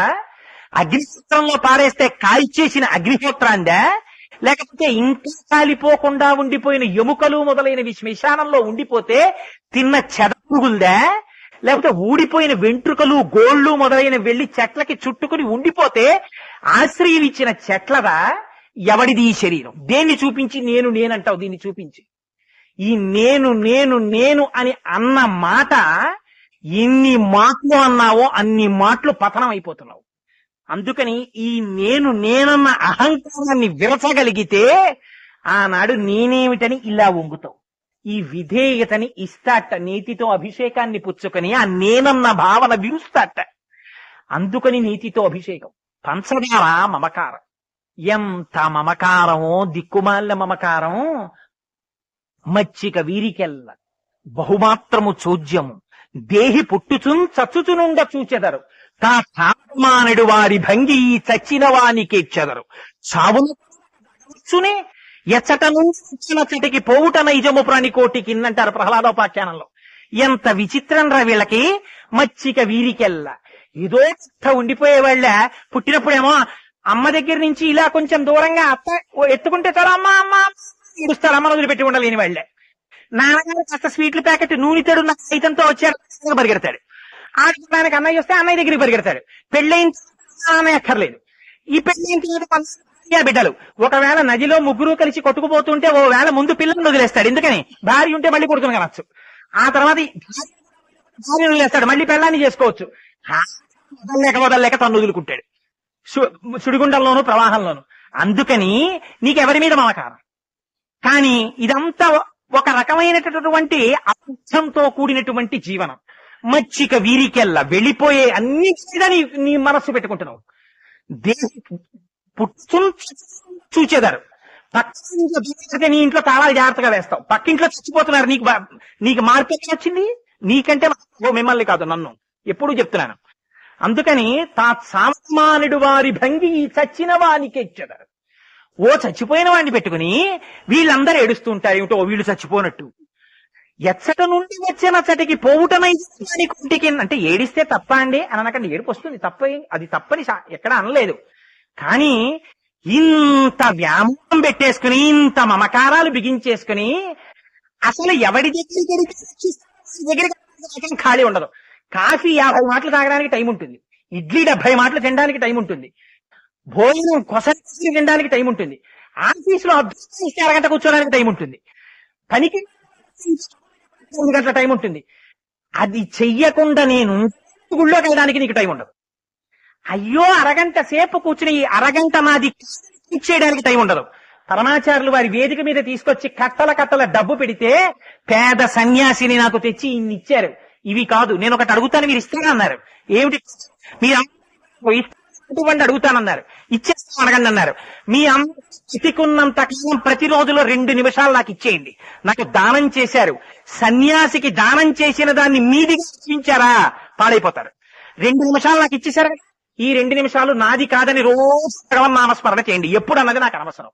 ఆఫీస్కి వెడుతూ ఆఫీసులో కూర్చుని ఇంట్లో కూర్చుని పడుకుని లేచి పూజా మందిరంలో 2 నిమిషాలు. ఇది జగద్గురువులంటే. వాళ్ళు మనల్ని ఉద్ధరించిన వాళ్ళంటే. నళినీజలగత జలమతి తరళం తజ్జీవితమతి చయచపలం విద్యుర్వ్యాగ్రభిమానగ్రస్తం లోకం శోకచ హంత సమస్తం అంటారు. ఈ పిచ్చ ఉదలగొట్టి ఎవడి వేపుకి తిప్పాలో అటువైపు తిప్పిన వాడు శంకరుడు. శంకరోతీతి శంకర.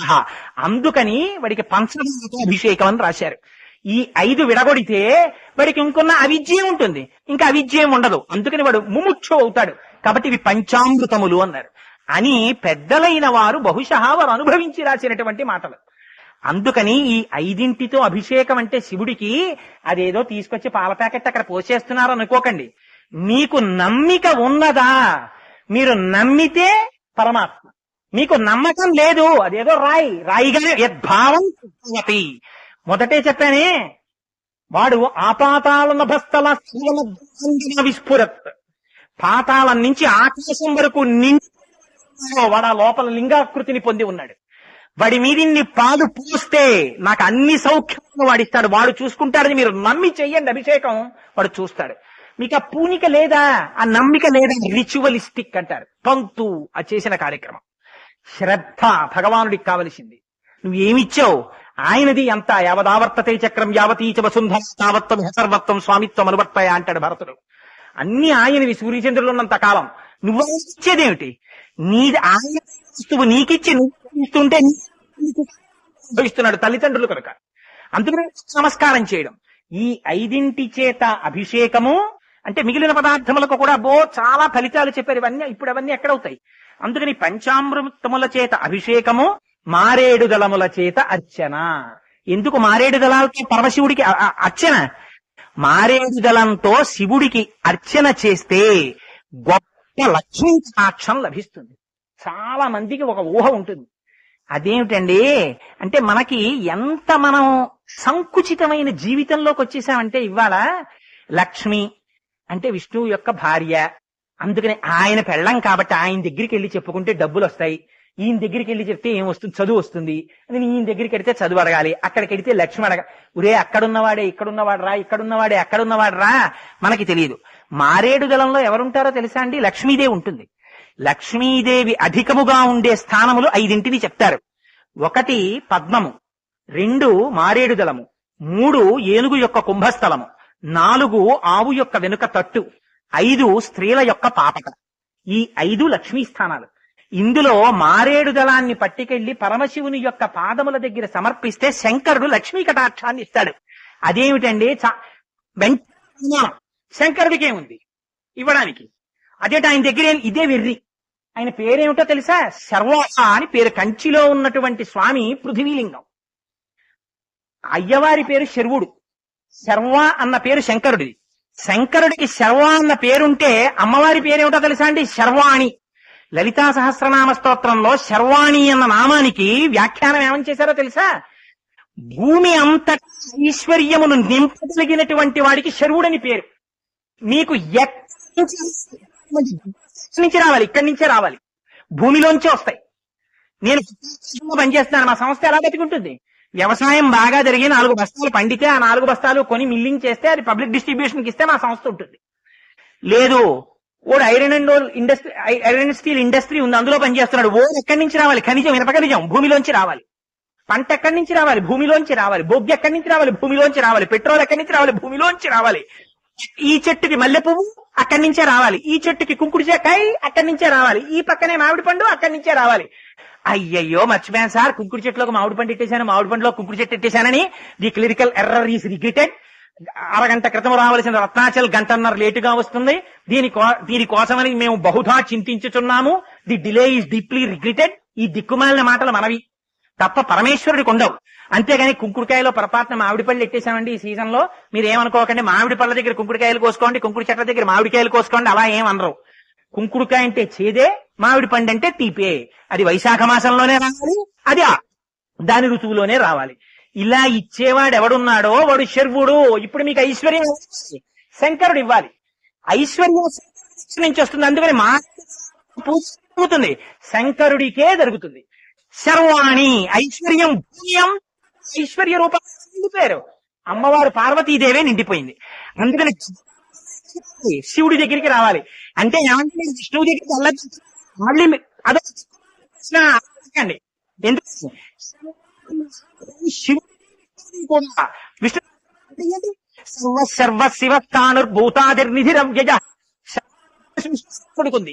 ఎందుకని ఆయనకి శ్రీదేవి భూదేవి ఇద్దరు స్త్రీలు. భూమి రూపం ఐశ్వర్యం శ్రీగా మారుతుంది, ఇస్తాడు. ఆయన పాదములు పట్టుకున్నా ఇస్తాడు, ఈయన పాదములు పట్టుకున్నా ఇస్తాడు. పదార్థం రెండుగా కనబడుతుంది. ఇటొచ్చి ఇక్కడ పూజ చేసిన ఐశ్వర్యం ఉంటుంది, అటే చేయండి ఐశ్వర్యం ఉంటుంది. ఇటొచ్చి శివుడికి అభిషేకం చేయండి మోక్షం వస్తుంది, చేయండి మోక్షం వస్తుంది. ఎందుకని అవి రెండు కావు, ఉన్నదొక్కటే. రెండైతే కొన్ని నువ్వు ఇంకొక నేను చేయి అంటారు. ఉన్నదొక్కటే ఉన్నది. ఇది నీకు తెలిస్తే నీ అభిషేకానికి ఫలితం వస్తుంది. ఇది అస్తోకాప్లుతమేకమీశమనిశం ఛాయే ఈప్సిత సిద్ధయే. ఈప్సితం కోరిక. ఇది తెలిసి నేను అభిషేకం చేస్తున్నాను. ఇప్పుడు నీ కోరికలన్నీ తీరిపోయాయి. ఇప్పుడు నువ్వేమిస్తావు శివుడికి? ఏమి ఇవ్వక్కర్లా. శివుని శిరమున కాసిన్ని చల్లి చిత్తిరి సుంతనెవ్వీచు కమధనువు వానింటి గడి పశువు అల్ల సురశాఖ వానింటి మల్లె చెట్టు. ఈ భక్తి భావంతో పట్టుకెళ్లి ఇలా 4 నీళ్ళ చుక్కలు వేయి, 2 పుష్పాలు సమర్పించు, ఒక్క నమస్కారం చెయ్యి. గుళ్ళోకి వచ్చిన దగ్గర నుంచి గుళ్ళోకి ఆ నందీశ్వరుడికి పట్టుకొచ్చి నువ్వు పెట్టకపోతే ఆకలితో కడుపు పండిపోయినట్టు అరటిపండు పట్టుకొచ్చి ఆయన మూతికి ఇలా రాసేయడం, ఇంతంత గాజీగలు ఆయన కళ్ళల్లో ముక్కుల్లో దూరిపోయేటట్టు ప్రవర్తించడం, ఇంకోడు తొక్కుతాడేమో అని చూడకుండా ఇక్కడికి తీసుకొచ్చి పువ్వులు బారేయడం, ఒకటి ఇక్కడ నంది పృష్ఠభాగంలోంచి వృషస్య వృషణం స్పృష్ట్వా శృంగమధ్యే శివాలయం దృష్ట్వాక్షణం రోజాతి కైలాసే శివసన్నిధం అని శివాగమంలో చెప్పినట్టుగా దర్శనం చేస్తుంటే శివుడికి నందికి మధ్యలోకి వెళ్లి నీ పృష్ఠభాగం దర్శనం చేసుకుంటున్న వాడికి చూపించడం, ఇవి అపచారాలు. ఇవి మాని ఆ శివాలయంలో కూర్చుని లోకంలో విశేషాలన్నీ అక్కడ కూర్చుని మాట్లాడడం. పరమేశ్వరుని ఆలయం కేవలం భగవత్ సంబంధమైన ప్రసంగానికి, అన్య ప్రసంగాలకు పనికిరాదు. ఎందుకని దానివల్ల రెండు చెడులు, ఒకటి నువ్వు పాడవుతావు, రెండు వచ్చి దర్శనం చేసుకునేవాడు పాడవుతాడు. వాడి చెవులో కడుతుంది నువ్వు చెప్పే మాటలు, వాడికి దృష్టి నిలబడదు. ఎందుకని శాస్త్రం అలా చెప్పింది. శివాగమం ఎడమ చేతి చూపుడు వేలు బొటన వేలు వేసి అవయవాన్ని పట్టుకుని శృంగముల మధ్యలోంచి చూసి శంకరా అని చూడమని చెప్పింది. మీ దృష్టి నిలబడి దర్శనం చేసేటప్పుడు దృష్టి నిలబడదు తంతు, అంతే, కేవలం తంతు. అలా కాకుండా దర్శనం చేసిన నాడు ఇటు శివుడైనా అటు కేశవుడైనా శివను హరియున్ శివను ఒండ్రు. తమిళనాట దేశమంతా పిల్లలందరూ ఆడుకుంటుంటారు బయట. ఏమిటో తెలుసా అండి? హరియున్ శివనం ఒండ్రు. మీరు హరి అని పూజ చేయండి, శివుని పూజ చేయండి, మీరు ఒకటికే పూజ చేస్తున్నారు. మీరు విష్ణువు దగ్గరికి వెళ్ళి పూజ చేసినా శివుడికి పూజ చేస్తున్నారు, శివుడు పూజ చేస్తే విష్ణువుకే పూజ చేసేస్తున్నారు. మీకు తెలియలేదు అది. హరియున్ శివనం ఒండ్రు అది యాదవం వాయిలే మండ్రు. ఇది తెలియకపోతే వాడి నోట్లో మన్ను అని తమిళనాడులో వాళ్ళు పాట పాడుకుంటుంటారు. హర్యాపతే ధ్వనిత్వం సగిత చేత్యాది రూపం తదౌ తత్పాదే నయనార్పణం హరి పూజ్యాత్ పూజ్య తరస్య జైవ హిమచేత్కోవా తదన్యోధిక అని శివానందలహరిలో శంకర భగవత్పాదులు ఆ శివుడు కేశవుడు అన్నవాళ్లు పార్వతీ పరమేశ్వర స్వరూపంగా ఎలా కలిసిపోయి ఉంటారో చూపిస్తారు. అందుకే శివుడికి నందికి మధ్యలోకి వెళ్లరు. శివుడికి కేశవుడికి భేదం చెప్పకూడదు. ఒకవేళ నేను మహావిష్ణువుకి భక్తుండని శివనింద చేసినా, నేను శంకరుడికి చాలా భక్తుండనుకుని శ్రీ మహావిష్ణువుని నింద చేసినా, అటువంటి వాళ్ళకి ఎటువంటి ఫలితం ఇస్తారో శాస్త్రంలో చెప్పేశారు. ఎవరు చెప్పారో తెలుసా అండి? శ్రీమన్నారాయణుడు చెప్పాడు. ఏమనో తెలుసా? మద్భక్త శంకరద్వేషి మద్వేషి శంకర ప్రియ. దగ్గరికి వెళ్లి శంకరుణ్ణి ఓ స్తోత్రం చేసి నన్ను నింద చేసిన వాడు. వీళ్ళిద్దరికీ కూడా ఒక వరం ఇస్తున్నాం. ఏమిటో తెలుసా? తావుభౌ నరకం యాతం యావచ్చంద్ర దివాకరవు. సూర్యచంద్రులున్నంత కాలం వాళ్ళు నరకంలో ఉంటారు. ఎందుకని? వాళ్ళిద్దరూ భార్యాభర్తలు లాంటి వాళ్ళు. వాళ్ళ ఇద్దరి మధ్యలోకి ఎన్నడూ వెళ్లి భేదం చెప్పకూడదు, భేదం పాటించకూడదు. పొరపాట్నైనా మనస్సు అలా తిరుగుతుందేమోనని సంధ్యావందనం చేస్తే శివస్య హృదయం విష్ణుర్విష్ణోశ్చ హృదయం శివ యథా శివమయో విష్ణురేవం విష్ణుమయ శివ యథాంతరన్న పశ్యామి తథా మే స్వస్తి రాయుషి అని నమో బ్రహ్మణ్య దేవాయ గోబ్రాహ్మణ హితాయ చ అని రోజు సంధ్యావందనంలో చెప్పట్లా? శివుడి హృదయం విష్ణువు, విష్ణువు హృదయం శివుడు. ఇది తెలిసేటట్టుగా నన్ను కటాక్షించి భేదభావన లేకుండా పరమాత్మతత్వం గుర్తిరిగి నా చేత 4 నీటి చుక్కలు నేను అభిషేకం చేశానన్న తృప్తినిచ్చి నన్ను నీ బిడ్డడిగా కాసుకోవయ్యా అని అడగడం అభిషేకం. ఒక్క మారేడుదలం సమర్పిస్తే అది అఖండ బ్రహ్మాక్ష వృత్తి అన్నారు. ఆ బిల్వదళం అంత గొప్పది, అంత బ్రహ్మైక్య సిద్ధిని వరకు ఇవ్వగలదు ఒక్క మారేడుదలం శంకరుడి పాదాల మీద పెడితే. అందుకని అదిగో అటువంటిది శివస్వరూపం అంటే. అటువంటి కళ్యాణ మహోత్సవ ఘట్టంలో ఏదో నాకు తెలుసున్న 4 మాటలు, నేను నమ్మిన 4 మాటలు, పెద్దలైన వారందరూ కూడా ఏది నిజమని చెప్పారో ఆ 4 మాటలు నిష్పక్షపాతంగా శంకరుడు పలికించినటువంటి మాటలు ఏ ఉన్నాయో ఆ 4 మాటలు మీకు విజ్ఞాపన చేశాను. నాకు ఏమి తెలియకపోయినా, నేను చేతకాని వాణ్ణని మీకు తెలిసినా, మరి మీకు నా ఎందున్న అభిమానం ఏమిటో రోజు రోజుకి ఆ అభిమానాన్ని ద్విగుణీకృతంగా చూపిస్తారు. ఒరే చూడరా, నీ గురించి కాదురా, మా స్వామి గురించి నువ్వు 4 మాటలు చెప్తే మండిస్తున్న నేల మీద కూర్చుని వింటాం, ఎంతసేపు అయినా వింటాం. పంచాగ్నిహోత్రముల మధ్య తపస్సు అంటే ఇదేనేమో. ఇలా కూర్చుని ఇంత భక్తిభావంతో వినేటటువంటి భక్తులు, అయ్యో వాడికి ఏం చేతకాపోయినా వాడు చెప్పిన 4 మాటలు నమ్మి వింటున్నారా అని పొంగిపోడు లోపల మా స్వామి. వాళ్ళు తల్లిదండ్రులు ఎందుకు పొంగిపోరు? పిల్లలు ఇంతమంది వచ్చి బయట కూర్చుని అమ్మ గురించి నాన్నగారి గురించి చెప్పుకుంటుంటే పొంగిపోయి ఉంటాడు ఆయన. అందుకని ఇంకంతకన్నా మన జీవితానికి కావలసిందే ఉంది. ఇటువంటి మహద్భాగ్యాన్ని 4 మాటలు చెప్పుకునేటటువంటి అదృష్టాన్ని నాకు కటాక్షించిన వారు, వారికి ఎందుకు నా మీద అంత కృపో తెలియదు. వారు ఎక్కడో రాజమండ్రిలో ఉంటున్న ఈ దేవాలయ ధర్మకర్త మహానుభావులు బ్రహ్మశ్రీ ఓరుగంటి గురుప్రసాద శర్మ గారు ఎప్పుడు ఆలయంలో ఏ ఉత్సవాలు జరిగినా అర్చకులంటే ఎవరో కాదండి, శివుడు 8 స్వరూపాలుగా ఉంటాడని చెప్పింది మళ్ళీ శివాగమం. అర్చకుడు కూడా శివుల్లో ఒక భాగం. ఆయనతో దెబ్బలాడడం, ఆయనతో కేకలేయడం, ఆయనతో కోపంగా మాట్లాడడం, అలా చేస్తే మొదటి కోపం శివుడికి వస్తుంది. అలా మాట్లాడకూడదు. వారి దగ్గర వినయ విధేయతలతో ప్రవర్తించి వెళ్ళాలి శివాలయంలో. అందుకని వారి ముఖత వారి నోటితో ఏమో కోటేశ్వరరావు నువ్వు వచ్చి 2 రోజులు చెప్పాలి ఇక్కడ అంటే అది శివాజ్ఞ అని భావించి కూర్చున్నాను తప్ప నాకేదో తెలుసుననో, నాకు తెలుసు కాబట్టి మీకు చెప్పాలనో, అలాంటి గర్వంతో కాని, అటువంటి అవిధేయతతో కాని, అతిశయంతో కాని కూర్చున్నవాడను కాను. కానీ స్వామి కళ్యాణం జరుగుతుంటే వచ్చి 4 మాటలు చెప్పరా అని తండ్రి నన్ను కూర్చోపెట్టి 4 మాటలు చెప్పిస్తే ఇంకింతకన్నా నాకు ఏ భాగ్యం కావాలి? ఈ అదృష్టాన్ని ఇచ్చినటువంటి బ్రహ్మశ్రీ గురుప్రసాద శర్మ గారి పాదార విందములకు శిరసు తాటించి నమస్కరిస్తూ, అర్చక స్వామి సాక్షాత్తు శివస్వరూపం గనక వారి ముఖత ఆజ్ఞ వెలువడింది కాబట్టి వారికి నమస్కరిస్తూ, ఆ పార్వతీ పరమేశ్వరుల యొక్క చరణ ద్వంద్వములకు వారి పాదపద్మములకు శిరసు తాటించి సాంజలిబంధకంగా నమస్కరిస్తూ, మంగళాశాసనపరై మదాచార్య పురోగమై సర్వైశ్చ పూర్వైరాచార్యై సత్కృతాయాస్తు మంగళం. మంగళం కోసలేంద్రాయ మహనీయ గుణాత్మనే చక్రవర్తి తనూజాయ సర్వభౌమాయ మంగళం. ఉమాకాంతాయ కాంతాయ కామితార్థప్రదాయినే శ్రీగిరీశాయ దేవాయ మల్లినాథాయ మంగళం. కరచరణకృతం వా కర్మ వాక్కాయజం వా శ్రవణనైనజం వా మానసం వాపరాధం విహితం వా సర్వమేత్తక్షమస్వ శివ శివ కరుణాబ్ధే శ్రీ మహాదేవ శంభో. సర్వం శ్రీ ఉమామహేశ్వర పరబ్రహ్మార్పణమస్తు. స్వస్తి.